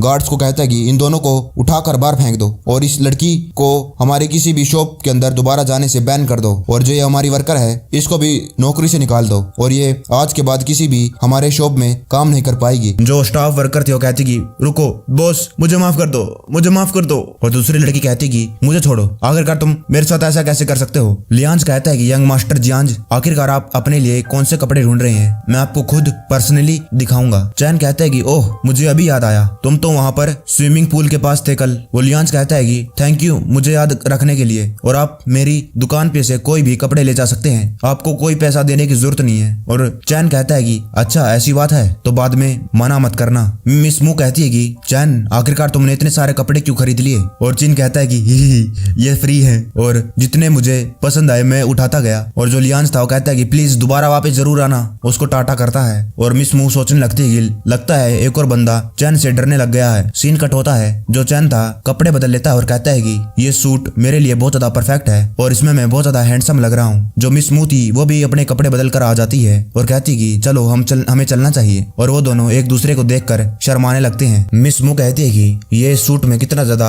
अच्छा लग रहा है, और चैन कहता है कि वाओ मेरी वाइफ कितनी ज्यादा खूबसूरत है। चैन कहता है कि गॉर्जियस लेडी, क्या आप आज के दिन के लिए मेरी पार्टनर बनने के लिए तैयार हैं? वो शर्माने लगती है और उसका हाथ पकड़ लेती है और कहती है चलो हम जाकर लिन फैमिली को मिलते हैं। सीन कट होता है, जो स्टोन गैम्बलिंग फेस्टिवल के लिए वो लोग यहाँ पर आए थे उसका सीन दिखाया जाता है। वहाँ पर कई सारे लोग वहाँ पर पत्थर खरीद रहे थे क्योंकि उनके अंदर एक ट्रेजर होता है। वो लोग कहने लगते हैं कि अरे नहीं इसमें कुछ नहीं निकला। वो दोनों वहाँ पर आ जाते हैं। जब वो बाहर निकलते हैं लोग कहने लगते हैं कि क्या इन लोगों ने सुपरस्टार को यहाँ पर बुलाया है? और चैन कहता है कि देखो देखो तुम्हारे हस्बैंड को ये कितना ज्यादा पसंद कर रहे हैं, क्या तुम्हें प्राउड नहीं हो रहा? और मिस मू कहती है कि तुम और ज्यादा हैंडसम लगोगे अगर तुम चुप रहोगे। लिन फैमिली में से एक बंदा आता है और कहता है कि आखिरकार तुम लोग आ ही गए। वो दोनों आमने सामने आ जाते हैं। चैन कहता है कि आखिरकार तू अपने आप को समझता क्या है और तेरी हिम्मत कैसी हुई मेरी वाइफ को उसके नाम से बुलाने की? वो बंदा कहता है कि जाकर अपने आप को एक बार आईने में देख, तुम जीजू को अपनी वाइफ कहने के लायक ही नहीं हो। मिस मू आगे आ जाती है और कहती कि अपनी जबान को लगाम दे, ये मेरा हस्बैंड है, और हाँ लिन जियाओ हम इतने भी ज्यादा करीब नहीं है, इसलिए या तो मेरे पूरे नाम से मुझे बुलाओ या फिर मुझे मिस मू कहो। चैन शर्मान लगता है और कहता है कि ये मुझे डिफेंड कर रही है, मुझे तो इससे दोबारा से प्यार हो गया। वो लिन जियाओ कहता है कि मैंने अफवाह सुनी थी कि तुमने किसी गधे से शादी कर ली, मुझे लगा ये सच नहीं होगा, लेकिन ये तो सच निकला। और फिर उसकी और बेइज्जती करने लगता है। फिर चैन लिन जियाओ कहता है और कहता है कि तुमसे मिलकर अच्छा लगा मिस्टर लिन, तुमने तो कहा था कि तुम यहाँ पर हमें कुछ दिखाने वाले हो, मैं बहुत ज्यादा इंटरेस्टिंग हूँ, प्लीज हमें रास्ता दिखाइए। और उसका जो हाथ था वो पकड़ लेता है, और जो लिन जियाओ था उसके पसीने छूटने लगते हैं। वो अपने मन में कहता है कि तो स्ट्रॉन्ग है मेरा हाथ। वो अपना हाथ छुड़वा लेता है और कहता है कि क्योंकि तुम जीजू के हस्बैंड हो मेरी रिस्पॉन्सिबिलिटी है तुम लोगों को यहाँ पर सब कुछ दिखाना, और प्लीज मेरे पीछे पीछे आइए। और अपने मन में सोचता है कि साले तू देख, तुझे मालूम भी नहीं पड़ेगा कि तू आखिरकार मर कैसे गया। मिस मू कहती है कि देखो वहाँ पर वो लोग स्टोन की जांच कर रहे हैं, और चैन कहता है कि डार्लिंग मुझे लगता है कि इसके अंदर हमें जैकपॉट निकल जाएगा। वो उस पत्थर को काटते हैं, उसके अंदर से जेड निकलता है। पीछे लोग कहने लगते हैं कि ओ भाई जेड, इसमें तो जेड निकल गया। चैन कहता है कि हा मेरी आंखें चील से भी ज्यादा तेज हैं। पीछे से लिन जियाओ आ जाता है और कहता है कि मजे कर रहे हो, वहाँ पर हाई क्वालिटी स्टोन्स हैं, बस थोड़ी सी आगे जाकर ही वो एरिया है और मैं तुम्हें वहाँ पर ले जाऊंगा। चैन कहता है कि डार्लिंग चलो वहाँ पर जाकर एक बार देखे तो।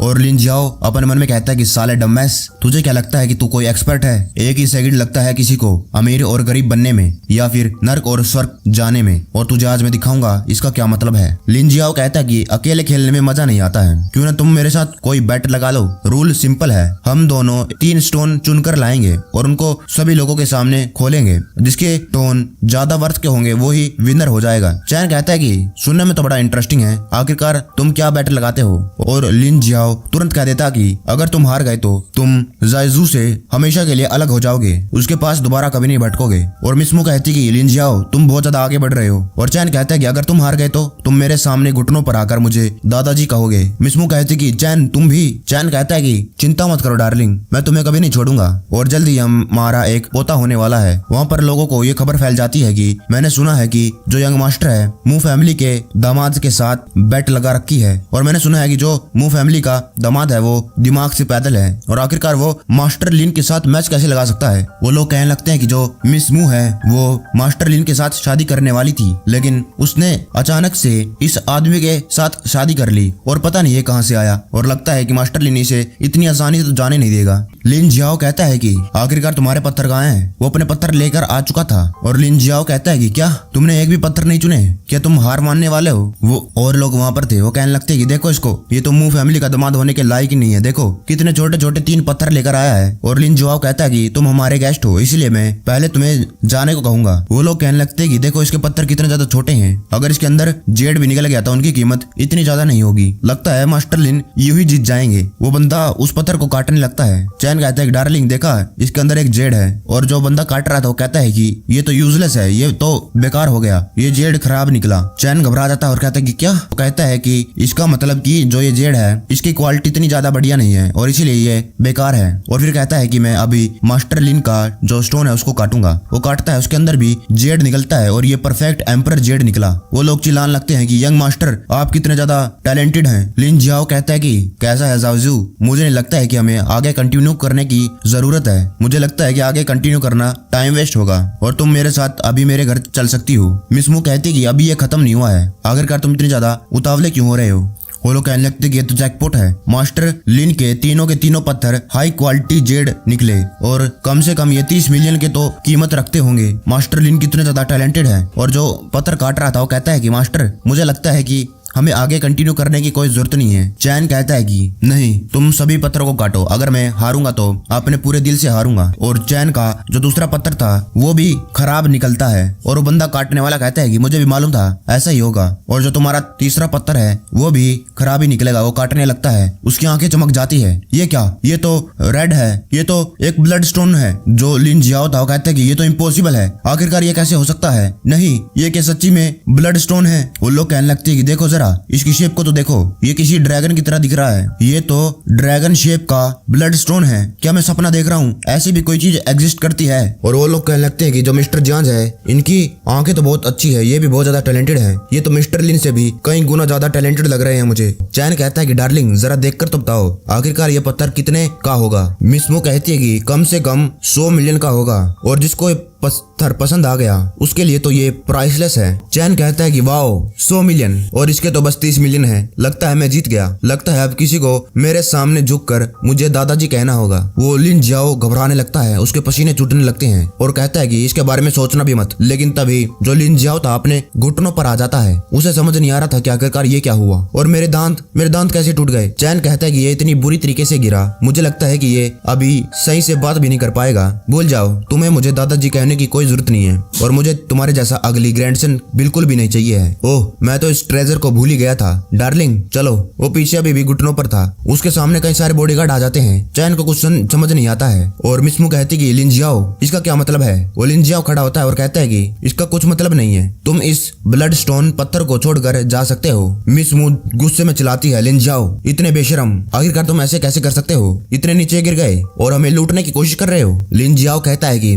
तुमने पत्थर तो ले लिया लेकिन मुझे लगता है कि तुमने अभी भी उसको नहीं खरीदा है। मैं सही कह रहा हूँ ना? और अभी तक तुमने इसके पैसे नहीं दिए हैं, इसका मतलब ये मेरा है और अभी मैं इस पत्थर को नहीं बेचना चाहता हूँ। और क्या तुम मुझसे ये पत्थर जबरदस्ती खरीदना चाहती हो? क्या जो मू फैमिली है वो अब रोबर बनने की कोशिश कर रही है? मिस मू कहती कि क्या तुम स्टोन गैम्बलिंग के रूल को फॉलो नहीं करने वाले हो तुम? चैन कहते कि ये लो, ले लो। वो उसको ले जाने लगता है। मिस मू कहती कि चैन ये पत्थर। चैन कहता है कि चिंता मत करो डार्लिंग, मैं तुम्हारे लिए और भी बढ़िया पत्थर लेकर आऊंगा। जो लिन जियाओ था वो कहता है कि ये तो कितना ज्यादा बढ़िया है, ये प्राइसलेस ट्रेजर लिन फैमिली को और ज्यादा ऊंचाई पर ले जाएगा और फिर मेरे जितने भी दुश्मन हैं वो मुझे बस खड़े खड़े देखते रह जाएंगे। हा हा हा हा। लिन जियाओ अपने बॉडीगार्ड को कहता है कि जल्दी करो, मू जेजू और उस बास्टर्ड को फॉलो करो और जो भी पत्थर को वो लोग चुनने वाले हैं उनको तुरंत खरीद लो। वो बॉडीगार्ड कहते हैं कि हाँ अभी करते हैं। चैन जिस भी पत्थर को उठाता है और कहता है ये पत्थर दे दो, उसका बॉडीगार्ड तुरंत आ जाता है और कहता है कि मुझे माफ कर देना, यंग मास्टर लिन इस पत्थर को खरीदने वाले हैं। और फिर फिर चैन दूसरे पत्थर को उठाने लगता है। वो बॉडीगार्ड फटाफट उसको हाथ लगा लेता है और कहता है कि यंग मास्टर इसे भी खरीदने वाले हैं। और तीसरे को लगाने लगता है, दूसरा बॉडीगार्ड आ जाता है और कहता है कि यंग मास्टर इसे भी खरीदने वाले हैं। और ऐसे ऐसे करके जो उनका ट्रक था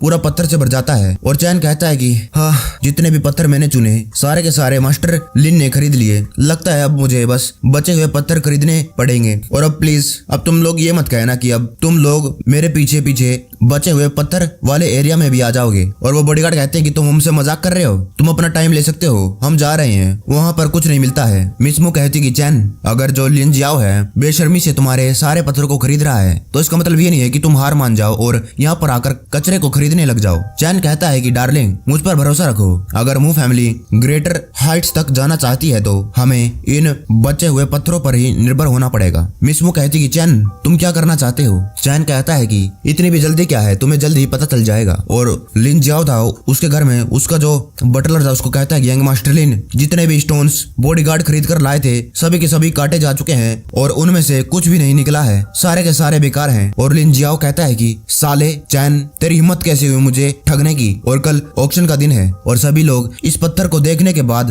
पागल हो जाएंगे और मैं तेरा तो खुद इंतजाम करूंगा पर्सनली ऑक्शन के बाद। जियान चैन और मू जाइजू, बस मेरा इंतजार करो। अगले दिन ऑक्शन का दिन आ जाता है। वहाँ पर एंकर कहता है कि ये आखिरी और मोस्ट प्रेशियस ऑक्शन का आइटम है आज का और इसको लेकर आए हैं ली फैमिली के यंग मास्टर लिन जियाओ। और ये बहुत ज्यादा यूनिक है और ये naturally form dragon shape blood stone है और इसका जो प्राइस है 300 मिलियन से स्टार्ट हो रहा है। वो लोग बोली लगाने लगते हैं कि 400 मिलियन, 500 मिलियन, 1 बिलियन। और लिन जियाओ वहाँ पर बैठे बैठे खुश हो रहा था, और ज्यादा लगाओ, प्राइस को और ज्यादा ले जाओ, इस पैसों से हमारी लिन फैमिली बहुत ज्यादा पावरफुल हो जाएगी। एंकर कहता है कि रुको रुको, ये ब्लड स्टोन ये टूट गया, ऑक्शन को पॉज करो और किसी को बाहर मत जाने देना। लिन जियाओ पूरा चौंक जाता है, नहीं ये कैसे हो सकता है? जिस रिजॉर्ट में मिसमू और चैन रह रहे थे वहाँ पर लिन जियाओ आ जाता है और कहता है जाओ उन दोनों को ढूंढ कर लेकर आओ। और उसके बॉडीगार्ड कहते हैं कि जी मास्टर। लिन जियाओ वहाँ पर जो काम कर रहा था उसको कहता है कि जल्दी जाओ और लिन जियाओ और मू जाइजू को कहो कि वो तुरंत बाहर आ जाए, नहीं तो मैं सारी जगह को डिस्ट्रॉय कर दूंगा। वो बंदा कहता है कि यंग मास्टर लिन, वो लोग तो कल रात ही यहाँ से चले गए। वो कहता है कि क्या? उन लोगों ने लिन फैमिली का पूरे शहर में मजाक बनवा दिया है और उन्हें क्या लगता है कि वो मुझसे भागकर बच पाएंगे? शांति से जीने के बारे में तो भूल जाओ। मिसमू अपने शहर घर आ जाती है। मिसमू कहती कि फादर बहुत ज्यादा चिंता में है, जो भी तुम मटेरियल लेकर आए हो मुझे आशा है कि शायद हमें उनमें कुछ अच्छे स्टोन मिल जाएं। चैन कहता है कि डार्लिंग चिंता मत करो, मैं तुम्हें डिसअपॉइंट नहीं करूंगा। उसका बटलर भागते हुए आता है और कहता है कि चेयरमैन चेयरमैन जल्दी आइए, जो पत्थर हैं। और जो चेयरमैन था वो कहता है कि नहीं, मुझसे ये मत कहना कि वो सब बेकार हैं। वो भागते हुए जाते हैं और जब वो देखता है वो शॉक हो जाता है। वो बटलर कहता है कि हमने चैन के लाए हुए सारे पत्थर को खोला है, उन सभी के अंदर हाई क्वालिटी जेड निकला है। वो दोनों बहुत ज्यादा शॉक हो गए थे। चैन कहता है कि डार्लिंग मैंने तुम्हें कहा था ना। मिसमू चैन के गले लग जाती है और कहती कि चैन थैंक यू तुमने जो भी मू फैमिली के लिए किया है, और सॉरी मैंने तुम पर शक करा। वो चेयरमैन कहता है कि चैन तुम तो मू फैमिली के लिए लकी चार्म हो, और वो पूरा खुश हो गया था। रात हो जाती है। चैन अपने कमरे में सोच रहा था कि इस बेसिक की कल्टिवेशन मैनुअल की मदद से पिछली बार जो मैंने ट्रेन करा था उसकी मदद से मैं पर्पल सेलेस्टियल यंग डेटी को मास्टर कर लिया, और किसी नॉर्मल बंदे के लिए इसे मास्टर करने में कम से कम 3 साल लगते। और मेरे आराम करने की वजह से जो ये मेरी बॉडी की ट्रेनिंग की स्पीड है वो भी बहुत ज्यादा बढ़ गई है। शायद ये मेरी बॉडी की वजह से हो रहा है, और मुझे दूसरी कल्टीवेशन टेक्निक भी इस्तेमाल करनी चाहिए, स्काई डिवार्विंग मिस्टिक आर्ट्स। हाँ ये काम कर जाएगा। इसके नाम से ही लगता है ये एक ऐसी टेक्निक है जिसके अंदर मैं खाना खाकर स्ट्रॉन्ग बन जाऊंगा, और ये मेरे जैसे लेजी लोगों के लिए बहुत बढ़िया टेक्निक है। पहले उसके लिए मुझे अपने अंदर स्पिरिचुअल एनर्जी भरनी होगी। वो भरने लगता है तभी गेट खुलता है। वो देखता है कौन है, ये मिसमू थी। मिसमू कहती है कि जियान चैन मैं यहाँ पर सोने के लिए आई हूँ। चैन कहता है कि डार्लिंग तुम। मिसमू कहती है कि हम एक कपल हैं और हमारे लिए नॉर्मल होना चाहिए कि हम एक ही कमरे में सो सकते हैं। जियान चैन तुमने हमारी फैमिली की बहुत ज्यादा मदद करी है। और उसके और पास आ जाती है और कहती है कि जो फादर ने कहा था वो सब सच है, तुम हमारी फैमिली के लिए एक लकी चार्म हो। और चैन कहता है कि डार्लिंग क्या सच्ची में तुम ये करना चाहती हो? मिसमू कहती कि हाँ। चैन उसके ऊपर आ जाता है और उसको सूंघता है और कहता है कि इसके अंदर से बहुत ज्यादा डिलीशियस स्मेल आ रही है। और चैन कहता है कि रुको 1 मिनट, ये मैं क्या सोच रहा हूँ, डिलीशियस का क्या मतलब? मिसमू कहती कि क्या हुआ? वो लाल बालों वाली लड़की कमरे के बाहर आ जाती है और कहती कि जियांग चैन वापस आ गया, लेकिन अभी तक वो मेरे पास क्यों नहीं आया? तभी जियांग चैन कमरे से बाहर आता है फटाफट और भागने लगता है। वो लाल बालों वाली लड़की कहती है कि अरे तुम्हें क्या हो गया, तुम इतने ज्यादा घबराए हुए क्यों हो? क्या तुम्हारा कोई भूत पीछा कर रहा है? वो फटाफट वहाँ से भाग जाता है और वो कमरे के अंदर देखती है और कहती कि मिसमू यंग लेडी आप, और क्या उस बास्टर्ड ने आपको फिर से बुली करा? मैं उसको छोड़ूंगी नहीं। मिस मू कहती कि नहीं, उसने बिना कुछ किए यहाँ से भाग गया वो। और मिस मू सोचने लगती है कि इसका मतलब वो मुझको पसंद नहीं करता है, लेकिन इसको थोड़ा सा दिखावा तो करना चाहिए था। चैन दूर भाग जाता है और कहता है कि डैम इट, ये मैं क्या सोच रहा था, मैं उसको खाने वाला था। वहाँ पर कई सारे जो नौकरानी थी वो कहते कि मास्टर, यंग मास्टर आपको क्या हुआ? Good morning young master. Chan कहता है कि प्लीज मेरे पास मत आना, मेरे पास मत आना, मेरे से दूर रहो। और उनकी तरफ देखते हुए कहता है कि मैं इन लोगों को खाना चाहता हूँ, ये कितने ज्यादा डिलीशियस स्मेल कर रहे हैं। और जो वो नौकरानियां थी वो कहती कि लगता है हमें जाना चाहिए। वो जाने लगते हैं। जल्दी चलो जल्दी चलो, यंग मास्टर बहुत ज्यादा अजीब बर्ताव कर रहा है। चैन कहता है कि आखिरकार मेरी भूख खत्म क्यों नहीं हो रही है? कल रात भी मैं ऐसा ही भूखा ही था और मैं अपने आप को कंट्रोल भी नहीं कर पा रहा था और मैं मिस मू को खा भी गया होता। डैम इट, आखिरकार ये कैसी एविल कल्टीवेशन टेक्निक है और इस टेक्निक में पक्का ही कुछ गलत हो रहा है। स्काई डिवार्विंग मिस्टिक आर्ट, नहीं, बहुत बड़ी गड़बड़ हो सकती है अगर मैं अपने आप को कंट्रोल नहीं कर पाया और गलती से एक दो लोगों को खा गया। मुझे अपने आप को एक कमरे में बंद कर लेना चाहिए। वो एक कमरे में जाता है और देखता है यहाँ तो एक कंप्यूटर है और फिर भी उसके मुंह में से पानी आने लगता है और कहता है कि ये क्या हो रहा है? आखिरकार मैं किताबों और कंप्यूटर को देखकर उनको खाना क्यों चाहता हूँ? लाल बालों वाली लड़की उसको पकड़ लेती है और कहती कि हाँ अच्छा, तो तुम यहाँ पर छुप रहे हो और तुम्हारी हिम्मत कैसी हुई यंग लेडी को कल रात बुली करने की? जो चैन था वहाँ पर सोफे पर पड़ा था और वो डकार मारते हुए कहता है कि क्या कोई प्रॉब्लम है? लाल बालों वाली लड़की कहती है कि यंग लेडी ने अभी तक कुछ नहीं बोला है, आखिरकार तुमने उसके साथ कल रात क्या करा? और वो सोचने लगती है कि मुझे इसको ये नहीं पूछना चाहिए आखिरकार यहाँ का जो सामान था वो कहाँ गया। और चैन उसके पास आ जाता है और कहता है कि क्या तुम बस यंग लेडी के लिए मेरे पास आई हो, क्या कुछ और बात नहीं है? लाल बालों वाली लड़की कहती कि ये क्या नॉनसेंस बात कर रहे हो तुम, चेयरमैन तुम्हें ढूंढ रहा है। वो उसकी गर्दन के पास आ जाता है और कहता है कि मुझे मालूम है तुम बहुत ज्यादा डिलीशियस हो, क्या मैं एक बाइट ले सकता हूँ? वो लाल बालों वाली लड़की कहती है कि साले बास्टर्ड ठरकी, मुझे नहीं समझ में आता है कि आखिरकार यंग लेडी तुमको पसंद क्यों करती है और अगर तुमने यंग लेडी को दोबारा से बुली करा तो मैं तुम्हें छोड़ूंगी नहीं, तुम्हारा मार मार के का चूमर बना दूंगी। चैन उनके पास जाता है और कहता है कि ससुर जी आप मुझे ढूंढ रहे थे? और मिस मू कहती कि फादर अगर कोई और काम नहीं है तो मैं जाती हूँ। वो जान लगती है चैन के आते ही। चैन कहता है डार्लिंग मैं, लेकिन जो चैन थी उसकी तरफ देखती भी नहीं है और कहती कि गुड बाय, मैं अभी बिजी हूँ। उसका ससुर जी कहता है कि चैन तुम सही मौके पर आए हो और तुम घर पर कुछ ज्यादा दिन के लिए नहीं रह रहे हो, तुम्हें स्कूल जाकर थोड़ा सा पढ़ लेना चाहिए।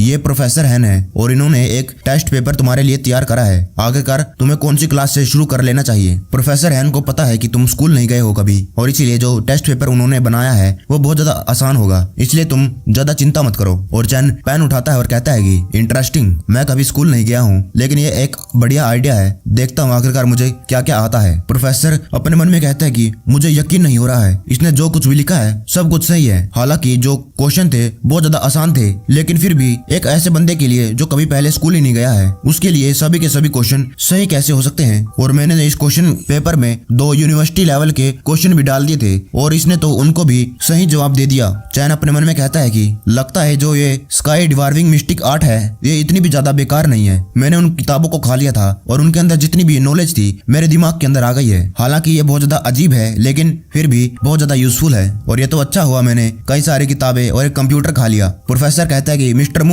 ये कोई ऑर्डिनरी पर्सन नहीं है, ये बहुत ज्यादा टैलेंटेड और इंटेलिजेंट है, प्लीज आप इनको यूनिवर्सिटी में भेज दे जहाँ पर मैं पढ़ाता हूँ और ये कल से आना शुरू कर सकते हैं। चेयरमैन हंसने लगता है और कहता है कि अच्छा ऐसी बात है क्या? सीन कट होता है और हमें यूनिवर्सिटी दिखाई जाती है। चैन कहता है कि अच्छा तो ये है यूनिवर्सिटी, ये इतनी भी ज्यादा बुरी नहीं है, खासकर कि यहाँ की जो सीनरी है आहा ये तो पक्का ही जन्नत है। चैन यूनिवर्सिटी में घूम ही रहा था, एक जगह आकर उसको आवाजें सुनाई देती हैं। वो लड़का कहता है कि चिल्लाती रहे, देखता हूँ आखिरकार तुझको बचाने के लिए कौन आएगा। चैन कहता है कि क्या यूनिवर्सिटी में भी लोग परेशानी खड़ी करना बंद नहीं करते? इस जैसे लोग हर जगह मिल जाते हैं। वो लड़की कहती है कि बड़े भाई प्लीज मुझे कुछ और दिन दे दीजिए, मैं इसको वापस कर दूंगी पक्का प्लीज। वो लड़का कहता है कि क्या तुम अब शरीफ बनने का नाटक कर रही हो? जो पैसे तुमने हमसे लिए हैं वो तो तुम्हें हमें देने ही हैं और अगर तुम पैसों को नहीं दे सकती हो तो तुम अपनी बॉडी का इस्तेमाल भी कर सकती हो। ही। और चैन कहता है कि ये लोग कुछ ज्यादा ही आगे बढ़ गए हैं और मुझे इनको सबक सिखाना चाहिए। मतलब इसने पैसे लिए थे, मुझे लगता है कि ये लड़की ने बहुत सारे पैसे लिए और अब उनको चुका नहीं पा रही है। चैन कहता है कि एक मिनट, ये फीलिंग, इसका मतलब यहाँ पर आसपास कोई मार्शल आर्टिस्ट है। वो लड़की कहती है स्टूडेंट प्लीज मुझे बचाओ, मैं इनको नहीं जानती हूँ और वो लोग कहते हैं कि साले इसने हमसे पैसे उधार लिए हैं और मैं तुझे सलाह देता हूँ कि यहाँ से तू चला जा अगर पिटना नहीं चाहता है। चैन जान लगता है और वो बंदा कहता है कि हाँ साले को अपनी औकात मालूम पड़ गई, चला जा चला जा। वो लड़की कहती कि आखिरकार तुम इतने ज्यादा बेरहम कैसे हो सकते हो? क्या तुम्हें नहीं दिखा कि यहाँ पर एक लड़की को बुली किया जा रहा है? चैन कहता है कि आखिरकार मुझे तुमको क्यों बचाना चाहिए? वो लड़की कहती कि तुम्हारा दिमाग कहाँ गया? तुम्हें नहीं दिखता क्या ये दोनों गैंगस्टर्स मुझे बुली कर रहे हैं? और चैन कहता है कि ये दोनों मेरे से बड़े हैं और इनके पास तो वेपन भी हैं और अगर मुझे कुछ हो गया तो आखिरकार मेरे बूढ़े माँ बाप कौन संभालेगा? क्या तुम रिस्पॉन्सिबिलिटी लेने के लिए तैयार हो? और वो तीनों शौक हो जाते हैं। चैन कहता है कि ये तुम्हारी खुद की गलती है, जरा अपने आप को तो देखो। ब्रांडेड कपड़े तुमने पक्का ही इनको खरीदने के लिए लोन लिया होगा, है ना? क्योंकि तुम्हें लग्जरी जो एंजॉय करनी है, लेकिन तुम्हें इस दिन का तो पहले से ही अंदाजा लगा लेना चाहिए था। वो लड़का कहता है कि तुमने सुन लिया, ऐसे पैसा वसूल करना तो नॉर्मल है और यहाँ आओ उसको पकड़ लेते हैं। और चैन अपने मन में सोचता है कि क्या जो वो हिडन मार्शल आर्टिस्ट है क्या वो बाहर नहीं आने वाला है? क्या वो आखिरी मूवमेंट तक वेट करने वाला है ताकि जो ये लड़की है उसको अपना सुपर हीरो माने? एक बंदा आता है और कहता है कि रुक जाओ, आखिरकार तुम दोनों मिलकर एक लड़की को कैसे बुली कर सकते हो? और वो लड़का कहता है कि साले तू है कौन, भाग जा यहाँ से। वो उसके पेट की टहनी से ऊंची छलांग मारता है। वो दोनों पूरे शौक हो जाते हैं और जो वो बंदा था उड़ते हुए उसी बंदे को मुंह पर मुक्का मार देता है। और चैन वहाँ पर खड़े खड़े सोच रहा था, वाह क्या एक्टिंग कर रहा है। वो लड़की कहती कि जाओ सीलैंग, थैंक यू, अगर तुम नहीं होते तो पता नहीं क्या हो जाता। वो जाओ सीलैंग कहता है कि मेरे होते हुए मिस फू तुम्हें कुछ नहीं हो सकता है। और चैन कहता है कि मुझे लगा था कि कोई स्ट्रॉन्ग बंदा होगा लेकिन ये तो कचरा है। और जाओ सीलैंग कहता है कि वहीं रुक जाओ, तुमने आखिरकार इस लड़की की मदद क्यों नहीं करी, चुपचाप वहाँ से निकल लिए। वो लड़की कहती है कि तुम्हें मेरे लिए इसको सबक सिखाना होगा, इसने मुझे इग्नोर कर दिया और तो और मेरा मजाक भी उड़ाया। और वो उसे एक ब्लेड देती है और कहती कि इसका इस्तेमाल करो उसको सबक सिखाने में। और सीलैंग कहता है कि हाँ अभी मैं तुम्हारी बात मानता हूँ। और वो फटाफट अपनी फुर्ती से उसकी तरफ बढ़ता है और कहता है कि तुमने उसकी मदद नहीं करी है और ना अब तुम्हारी मदद के लिए कोई आएगा। वो जो ब्लेड था उसको लेकर चैन की तरफ बढ़ जाता है। उसके हाथ से जो ब्लेड थी एक ही पल में गायब हो जाती है। वो कहता है कि मेरी ब्लेड अभी तो यहाँ पर थी, कहाँ गई? और हम देखते हैं कि जो चैन है उसने वो एक ही पल में ब्लेड उससे ले लिया था और उसको पता भी नहीं चला और अब उस ब्लेड को वो अपने मुंह में डालने लगता है। चैन कहता है कि तुम इतने ज्यादा कमजोर हो और तुम्हारी इतनी हिम्मत कैसे हुई मेरे सामने ब्लेड के साथ खेलने की? और चैन उसको खाने के बाद कहता है कि मुझे तुम्हारा थैंक यू कहना चाहिए, मुझे भूख लग रही थी। वो दोनों घबरा जाते हैं और सीलैंग कहता है कि क्या नहीं नहीं, क्या इसने उस ब्लेड को खा लिया? और सीलैंग भागने लगता है और कहता है कि मुझे माफ कर दो, आई एम सॉरी, मैं घमंडी हो गया था। और अपने मन में वो सोचता है कि इसने मेरे हाथ में से उस ब्लेड को ले लिया और मुझे पता भी नहीं चला। मुझे लगता है कि ये मेरे से 2 लेवल हायर है और ये पक्का ही हुआजिन रेल्म एक्सपर्ट है, मुझे फटाफट यहाँ से भाग जाना चाहिए। लेकिन चैन उसके सर के पीछे लात मार देता है जिसके कारण उसके मुंह में से खून निकल आता है। और चैन कहता है कि तुम्हें अपने काम से काम रखना चाहिए था और इस लड़की के साथ फ्लर्ट करना चाहिए था, लेकिन तुम तो मेरे साथ पंगा लेने लग गए और तुम जैसे लोगों से मुझे सख्त नफरत है जो अपने आप को बड़ा दिखाते हैं। चैन कहता है कि आगे से मेरे सामने मत आ जाना, नहीं तो मैं हर बार तेरे ऊपर पैर रखा करूंगा। वो लड़की भागने लगती है। चैन कहता है कि ओ हाँ, मैं तुम्हारे बारे में तो भूल ही गया था। वो लड़की कहने लगती है मुझे माफ कर दो, मैं तो बस एक विक्टिम हूँ, मैंने कुछ नहीं किया है, मैं इनोसेंट हूँ। चैन कहता है कि तुझे मारकर तो मैं अपने हाथ गंदे भी नहीं करना चाहता हूँ। उसके पीछे जिससे उसने पैसे उधार लिए थे वो आ जाते हैं। अब की बार वो गुस्से में थे और उसके कंधे पर वो हाथ रखते हैं, जिसके बाद यूनिवर्सिटी का सीन खत्म हो जाता है। स्कूल के बाद चैन अपने घर आता है और कहता है कि डार्लिंग मैं आ गया। चेयरमैन कहता है कि ओह तुम आ गए, आगे का तुम्हारे स्कूल का पहला दिन कैसा था? चैन कहता है कि बहुत ज्यादा इंटरेस्टिंग था, कई सारे इंटरेस्टिंग पीपल मिले और कई सारे हादसे भी हुए। चेयरमैन को कुछ समझ नहीं आया और चैन उसके लिए फूलों का गुलदस्ता लेकर आया था क्योंकि वो नाराज थी। और चैन कहता है कि डार्लिंग मैं ये फूलों का गुलदस्ता तुम्हारे लेकर आया हूँ, क्या तुम्हें पसंद आया? और मिस मू कहती कि मुझे फूल पसंद नहीं। और चैन कहता है कि कोई बात नहीं, अगर तुम्हें फूल पसंद नहीं तो मैं अगली बार तुम्हारे लिए और गिफ्ट लेकर आऊंगा। आखिरकार तुम्हें पसंद क्या है? क्या तुम्हें केक पसंद है या फिर परफ्यूम? और फूलों का गुलदस्ता वो साइड में फेंक देता है, लेकिन जो मिस मू थी उसको इग्नोर करती है और कहती कि मेरा टाइम मत वेस्ट करो, मुझे काम करने के लिए जाना है। चैन निराश हो जाता है और कहता है कि मुझे बेड पर से भागना नहीं चाहिए था, आखिरकार ये कब मानेगी? चेयरमैन कहता है कि कपल के बीच में लड़ाई होना तो एक नॉर्मल बात है और ये कुछ ही दिनों बाद ठीक हो जाएगा। और चैन कहता है कि ससुर जी क्या आपके पास मेरे लिए कोई टिप्स हैं? और चेयरमैन कहता है कि तुम्हें अपने आप ये सीखना होगा। और उन दोनों के जाने के बाद हम देखते हैं जो मिस मू है उन फ्लावर को उठा लेती है हैं और वो बहुत ज्यादा खुश थी। और अगले दिन वो दोबारा से स्कूल में जाता है। स्कूल की कैंटीन में वो जमकर खाता है और जो और बच्चे थे वो कहते हैं कि जरा देखो ये कितना ज्यादा भूखा है, कितना सजा खा चुका है, लगता है इसने कई सालों से खाना नहीं खाया है। और चैन अपने मन में सोचता है कि आखिरकार मैं आज पेट भरकर खा सकता हूँ। इस कैंटीन का खाना इतना भी बुरा नहीं है और जितना मैं खाऊंगा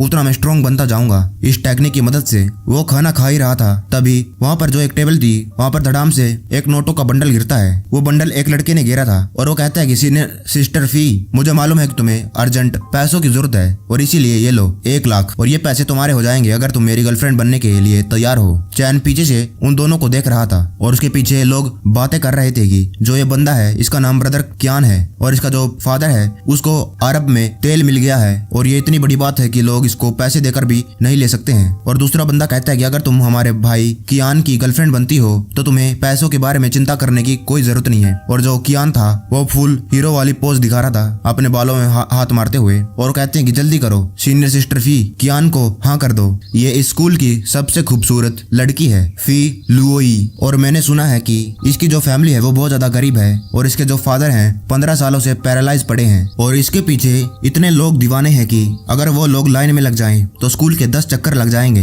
लेकिन फिर भी किसी ने उसकी मदद नहीं करी। और जो ये बंदा जाओ फी कयान है इसकी बुरी नजर है फे पर और इसकी जो रेपुटेशन है वो भी बहुत ज्यादा खराब है। चैन अपना खाना खाते हुए उन सभी की बातें सुन रहा था। जो फे थी वो कहती है कि नो थैंक यू। वो कायन कहता है कि क्यों, क्या इतने पैसे काफी नहीं है? वो अपने बैग में से और ज्यादा नोटों की गड्डियां बाहर फेंकने लगता है और कहता है कि अब क्या ख्याल है? जो फे थी वो कहती कि मुझे माफ कर देना, तुम बहुत ज्यादा अगली हो और वो वहां से उठकर जाने लगती है। और जो कायन था वो कहता है कि क्या? वो पूरा शौक हो गया था, इतने पैसे देखने के बाद भी उसने मना कर दिया। मैं इतना अमीर हूँ और वो मेरे साथ ऐसा कैसे कर सकती है? और पीछे से कोई हंसने लगता है और जो कियान था वो गुस्से आ जाता है, आखिरकार कौन हंस रहा है? ये चैन ही था। चैन कहता है कि तो क्या हुआ, तुम इतने अमीर हो, तुम्हें इन पैसों का इस्तेमाल करके अपने मुंह पर प्लास्टिक सर्जरी करवा लेनी चाहिए।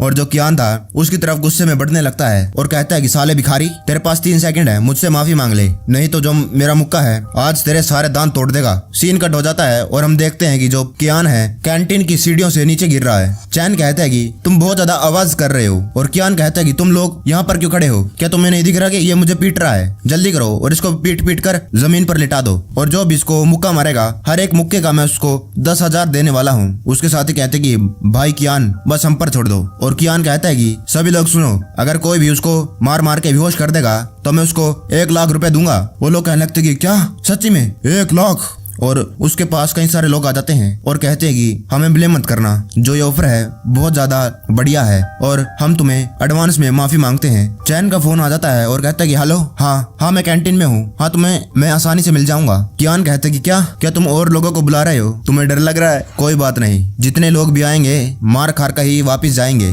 चैन कहता है कि पैसों का ऐसा फायदा उठाना कितना ज्यादा बोरिंग है। और कियान कहता है कि तुम्हारे पास अभी भी मौका है, मेरे सामने घुटनों पर आकर माफी मांगो। उसके पीछे लोग कहते कि सर मुझे लगता है कि आपको माफी मांग लेनी चाहिए, ये जाओ फी कायन है और इसकी फैमिली बहुत ज्यादा अमीर है, जल्दी करो इससे माफी मांग लो। वहाँ पर भीड़ हो गई थी। चैन के बॉडीगार्ड आते हैं और एक्सक्यूज मी कहकर वहाँ से जाने लगते हैं। वो अपने साथ बैग भी लेकर आए थे और वो लोग कहने लगते कि ये तो स्टूडेंट जैसे नहीं लग रहे हैं, ये तो कोई फिल्मों के बॉडीगार्ड लग रहे हैं। ओ माय गॉड, स्कूल में कौन बॉडीगार्ड लेकर आता है? और वो बॉडीगार्ड चैन के सामने आकर झुक जाते हैं और यंग मास्टर कहते हैं। चैन कहता है कि तुम तो बहुत जल्दी आ गए। चैन कहता है कि पैसे का इस्तेमाल करना बहुत ज्यादा बोरिंग है क्योंकि और वो जो बॉडीगार्ड बैग लाए थे उसके अंदर पैसा भरा हुआ था, वो सारा पैसा यूं ही बाहर फेंकने लगता है और कहता है कि क्योंकि मेरे पास बहुत ज्यादा पैसा है। और कियान कहता है कि क्या आखिरकार ये पॉसिबल कैसी है, इस जैसा भिखारी? और वो लोग कहने लगते क्या इतना सारा पैसा, ये तो कम से कम 5 मिलियन होगा। और चैन कहता है कि मैं अब दुगना पैसा दूंगा जो भी इस साले को पीटेगा। वो लोग कहने लगते क्या डबल? पैसा किसको पसंद नहीं है, मैं तो कब से इसको पीटना चाहता था। यंग मास्टर जाओ, आपकी बार तो आप गए। और क्या कहता है कि तुम लोग हम बात कर सकते हैं, रुक जाओ। और फिर सीन कट होता है और चैन वहां से आ जाता है। चैन कहता है कि मैं उस बास्टर्ड की वजह से पेट भर के खाना नहीं खा पाया, मुझे और भूख लग रही है, मुझे और खाना खाना है। चैन कहता है कि computer room, thank you so much. उसके बाद जो एक टीचर है वो अपने बच्चों को कंप्यूटर क्लास में कंप्यूटर सिखाने के लिए आती है, लेकिन वो देखती है कि वहाँ पर एक भी कंप्यूटर नहीं है। वो चिल्लाने लगती है कि आखिरकार कंप्यूटर कहाँ पर गए। उसके बाद चैन क्लास में पढ़ने के लिए आ जाता है और चैन अपने पेट पर हाथ मारता है और कहता है कि स्कूल वालों ने लो एंड पीसी रख रखे थे और मुझे कुछ ज्यादा मजा नहीं आया इनको खाने के बाद। जो ससुर जी के कंप्यूटर थे वो बहुत ज्यादा महंगे थे और उनको खाने में बड़ा मजा आया और बहुत ज्यादा डिलीशियस थे वो लोग। और चैन कहता है कि शिट, ये क्या हो रहा है कि कंप्यूटर को खाने के बाद मेरा पेट दर्द होने लग गया है। उसके पेट में से आवाज आने लगती है और अपना सर टेबल पर मारता है और कहता है कि ये कितना ज्यादा अनकंफर्टेबल है, ऐसा लग रहा है कि मेरे पेट में सुनामी आतंक मचा रही है। ये क्या है, मैंने बस कुछ ही कंप्यूटर खाए हैं लेकिन जो मेरी एनर्जी है वो वोर्टेक्स फॉर्म में बनने लग गई है। वो टीचर चिल्लाकर कहती कि बच्चे जो आखिरी बेंच पर बैठा है, आखिरकार तेरा ध्यान कहाँ पर है? अपना सर नीचे क्यों कर रखा है? क्या तुम जियान चैन हो और आगे आओ, इस क्वेश्चन का जवाब दो। चैन को कुछ समझ नहीं आया था, आखिरकार उसने मुझसे ही क्यों जवाब मांगा, मैं क्या कहूँ। चैन कहते कि ये सवाल, अरे नहीं मेरा पेट बहुत ज्यादा दर्द हो रहा है, मैं कॉन्सेंट्रेट नहीं कर पा रहा हूँ। एक और लड़का खड़ा होता है और कहता है कि टीचर इसको नहीं आता है, मुझे करने दीजिए, मुझे इसका आंसर आता है। और टीचर कहती है ठीक है यू चैन हुई, तुम जवाब दो। वो कहता है कि इस क्वेश्चन को सोल्व करने के 3 तरीके हैं। पहला है, और चैन कहता है कि मुझे ऐसा क्यों लग रहा है, मुझे इसको पीट देना चाहिए। और वो टीचर कहती कि यू चैन हुई, तुम्हारा जवाब तो बहुत बढ़िया है, इसीलिए स्कूल के टेस्ट में तुम नंबर 1 आए हो, तुम तो बड़े होशियार हो। और जो पीछे बैक बेंचर वो बैठा है, मुझे समझ नहीं आ रहा आखिरकार उसने इस स्कूल में एडमिशन भी कैसे ले लिया। और अब तुम यहाँ पर आ ही गए हो तो तुम्हें टीचर को ध्यान से सुनना चाहिए और यहाँ पर खेलना बंद करो। चैन कहता है कि मैं खेल कैसे सकता हूँ, मेरे पेट में दर्द हो रहा है। और वो सोचने लगता है कि क्या ये जानबूझकर मेरे खिलाफ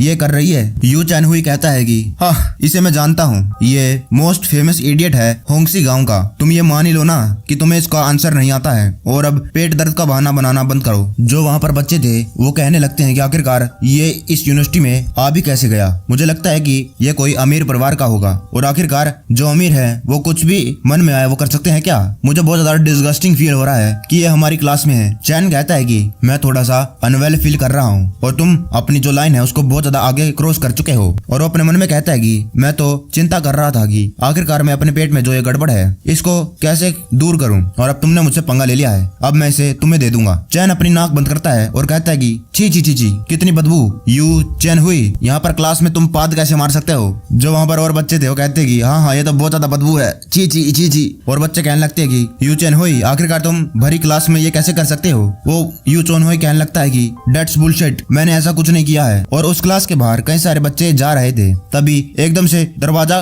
खुलता है और जो अंदर बच्चे बैठे थे वो भागने लगते हैं। इतनी ज्यादा बदबू अंदर कमरे में फैल चुकी थी और वो कह रहे थे कि मेरी आंख, मुझे कोई बचाओ, कितनी ज्यादा बदबू है, मैं सांस नहीं ले पा रहा हूँ। जो टीचर थी वो भी बाहर आ गई थी और वो उल्टी करने लगती है। दूसरा टीचर था वो पूछता है कि टीचर ली क्या हो गया? टीचर बताती है कि ये यू चैन हुई है, उसने अंदर पाद मार दिया और जल्दी करो, जो अंदर बच्चे हैं उनको रेस्क्यू करो। वो टीचर कहता है कि हम दोनों जाकर अभी बच्चों को बचाकर लाते हैं। पीछे एक और लड़का खड़ा था, वो कहता है कि अरे नहीं, यू चैन हुई अभी भी अंदर है। वो दोनों टीचर उसको बड़ी मुश्किल से बाहर ले आते हैं। एक टीचर कहता है कि इसका पाद तो बहुत ज्यादा पावरफुल है और ये खुद बेहोश हो गया। दूसरा टीचर कहता है कि जल्दी करो, मैं इसको और ज्यादा सहन नहीं कर पा रहा हूँ। और बच्चे जो वहाँ पर खड़े थे वो कहते हैं कि मुझे नहीं मालूम था कि यू चैन हुई के पास ऐसा भी कोई टैलेंट है, और क्या आज ये मूली के परांठे खाकर आया था? वो टीचर कहने लगता है कि हमें इससे दूर रहना चाहिए, अगर ये दोबारा से पाद मार देगा तो। और इसका पाद मजाक नहीं है, ये बहुत ज्यादा पावरफुल है। चैन वहीं पर अपनी नाक बंद करके खड़ा था और हंस रहा था। वो अपने मन में सोचता है कि मेरे सामने कितना अकड़ रहा था, देखता हूँ फ्यूचर में भी ऐसा ही कर पाता है क्या, और मैं लोगों को ऐसा दिखाऊंगा कि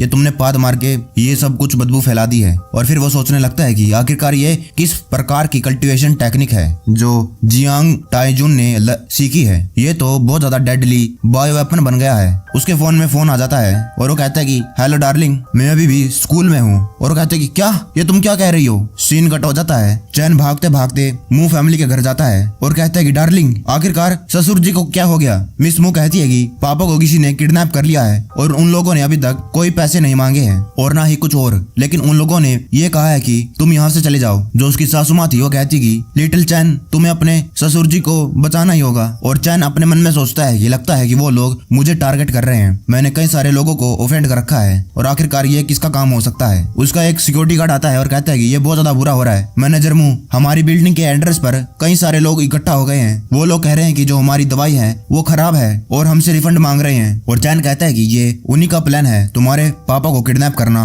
और बाद में हंगामा करना। डार्लिंग, तुम कोशिश करो और जो लोग कंपनी के बिल्डिंग के बाहर खड़े हैं उनको ब्लॉक करो और मैं उन लोगों को संभाल लूंगा, पहले जाकर मैं ससुर जी को बचाता हूँ। मिस वो कहती है, रुको, उन लोगों ने हमें पापा की लोकेशन नहीं बताई है और आखिरकार तुम उनको कैसे ढूंढोगे? चैन कहता है कि darling, don't under estimate the power of miss मू हस्बैंड। हमें दूसरा सीन दिखाया जाता है ये एक जंगल का सीन था। वहाँ पर जो चैन का ससुर था पेड़ से बांध कर रखा हुआ था, वो अपने मन में कहता है कि मेरी फैमिली परेशान हो रही होगी जब उन लोगों को पता चला कि मैं किडनैप हो गया। और फिर इसको आवाज आती है, ससुर जी मुझे माफ कर देना, मैं इतना लेट जो आया और आप तो यहाँ पर बहुत ज्यादा सफर कर रहे हैं। चेयरमैन कहता है कि लिटिल चैन यहाँ पर मत आओ, ये एक ट्रैप है, यहाँ पर मत आओ। और चैन कहता है कि बहुत चुप गए, आप बाहर आओ। और गुंडों की आवाज आती है कि तुम बहुत ज्यादा बहादुर हो, यहाँ पर अकेले आ गए। जो चैन था वहीं पर खड़ा रहता है। जो उसका ससुर था वो कहता है कि लिटिल चैन यहाँ से जल्दी से भाग जाओ, उन लोगों ने मेरे बॉडीगार्ड को भी बड़ी आसानी से हरा दिया है और तुम उनका सामना नहीं कर पाओगे। उस पेड़ पे से कई सारे मार्शल आर्टिस्ट नीचे कूद जाते हैं। एक कहता है कि चूजे आज तो तू यहाँ पर मरेगा, और दूसरा कहता है कि क्या तुम भागने के बारे में सोच रहे हो, मैं ये होने नहीं दूंगा। ये दोनों लिंजियन सेक्ट के हाई ग्रेड चेले हैं। चैन डर के मारे कांपने लगता है, उसके पसीने छूट जाते हैं और कहता है कि बड़े भाई प्लीज मुझे छोड़ दो, मैं तो बस एक ऑर्डिनरी पर्सन हूँ और अभी तक तो मैं अपने पत्नी के साथ सोया भी नहीं, और जो मेरे पेरेंट्स हैं मुझसे पोता चाह रहे हैं, प्लीज मुझे मत मारना। वो एक बंदा कहता है कि जाओ सेलांज ने तो कहा था कि ये बंदा बहुत ज्यादा अकड़ू है और घमंडी, और आखिरकार हमें देखने के बाद ये डर के मारे कांपने क्यों लग गया। वो दूसरा बंदा कहता है कि ध्यान से, मुझे लगता है ये कुछ ट्रिक करने की सोच रहा है, पहले मुझे इसको टेस्ट करने दो। जो बंदा था अपनी तलवार को चैन की गर्दन पर रख देता है और कहता है कि अगर तू जिंदा रहना चाहता है तो तुझे अपना एक हाथ और एक टांग यहीं पर छोड़कर जानी होगी। चैन और ज्यादा डर के मारे कांपने लगता है और अपने घुटनों पर आ जाता है और कहता है कि बड़े भाई प्लीज मुझे छोड़ दो, और आखिरकार एक टांग और एक पैर के साथ मैं अपनी वाइफ के साथ ही कैसे करूंगा। और वो कहता है कि तुझे तेरी वाइफ की कोई जरूरत नहीं है, उसे हमारे लिए छोड़ दो, हम एंजॉय कर लेंगे। और हंसने लगता है। चैन उसकी तलवार को 2 ही उंगली से पकड़ लेता है और कहता है कि ये क्या हो रहा है। क्या जो चैन था उसको कहता है कि साले मर जा। उसका मुक्का उसके मुंह पर पड़ चुका था, उसके 2 दांत भी टूट चुके थे और दूर जाकर गिरता है। चैन कहता है कि मैं तो बस तुम लोगों के साथ खेल रहा था, लेकिन तुम लोगों ने तो इसको सीरियस ले लिया, और आखिरकार तुम्हारी हिम्मत कैसे हुई मेरी पत्नी के बारे में ऐसा कहने की। आज तो तुम लोग नर्क में जाओगे। जो दूसरा बंदा था वो कहता है कि जाओ सेलांज ने सही कहा था और हमने इसको अंडर एस्टिमेट कर दिया। सेकंड ब्रदर, हमको अपनी जो सोर्ड है उसको कंबाइन करना चाहिए। वो दोनों अपनी तलवारों को इकट्ठा कर लेते हैं और वो दोनों कहते हैं कि हमें फर्क नहीं पड़ता है कि तुम कितना ज्यादा स्ट्रांग हो, और आज तुम हमारे हाथों से और हमारी तलवार मिस्टिक सोर्ड डुओ से मरने वाले हो। वो अपनी तलवार को चैन की तरफ बढ़ा देते हैं। चैन उसको डोज कर लेता है। चैन उनकी तलवार पर खड़ा हो जाता है और कहता है कि तुम मरने के बारे में क्या कह रहे थे। और जाओ सिलांज, वो डरपोक, अच्छा तो वो तुम्हारा जूनियर मार्शल ब्रदर है, इसीलिए तुम लोग भी उसी की तरह घटिया हो। और जल्दी बताओ आखिरकार तुमसे किसने कहा मुंह फैमिली को तंग करने के लिए। वो दोनों बंदे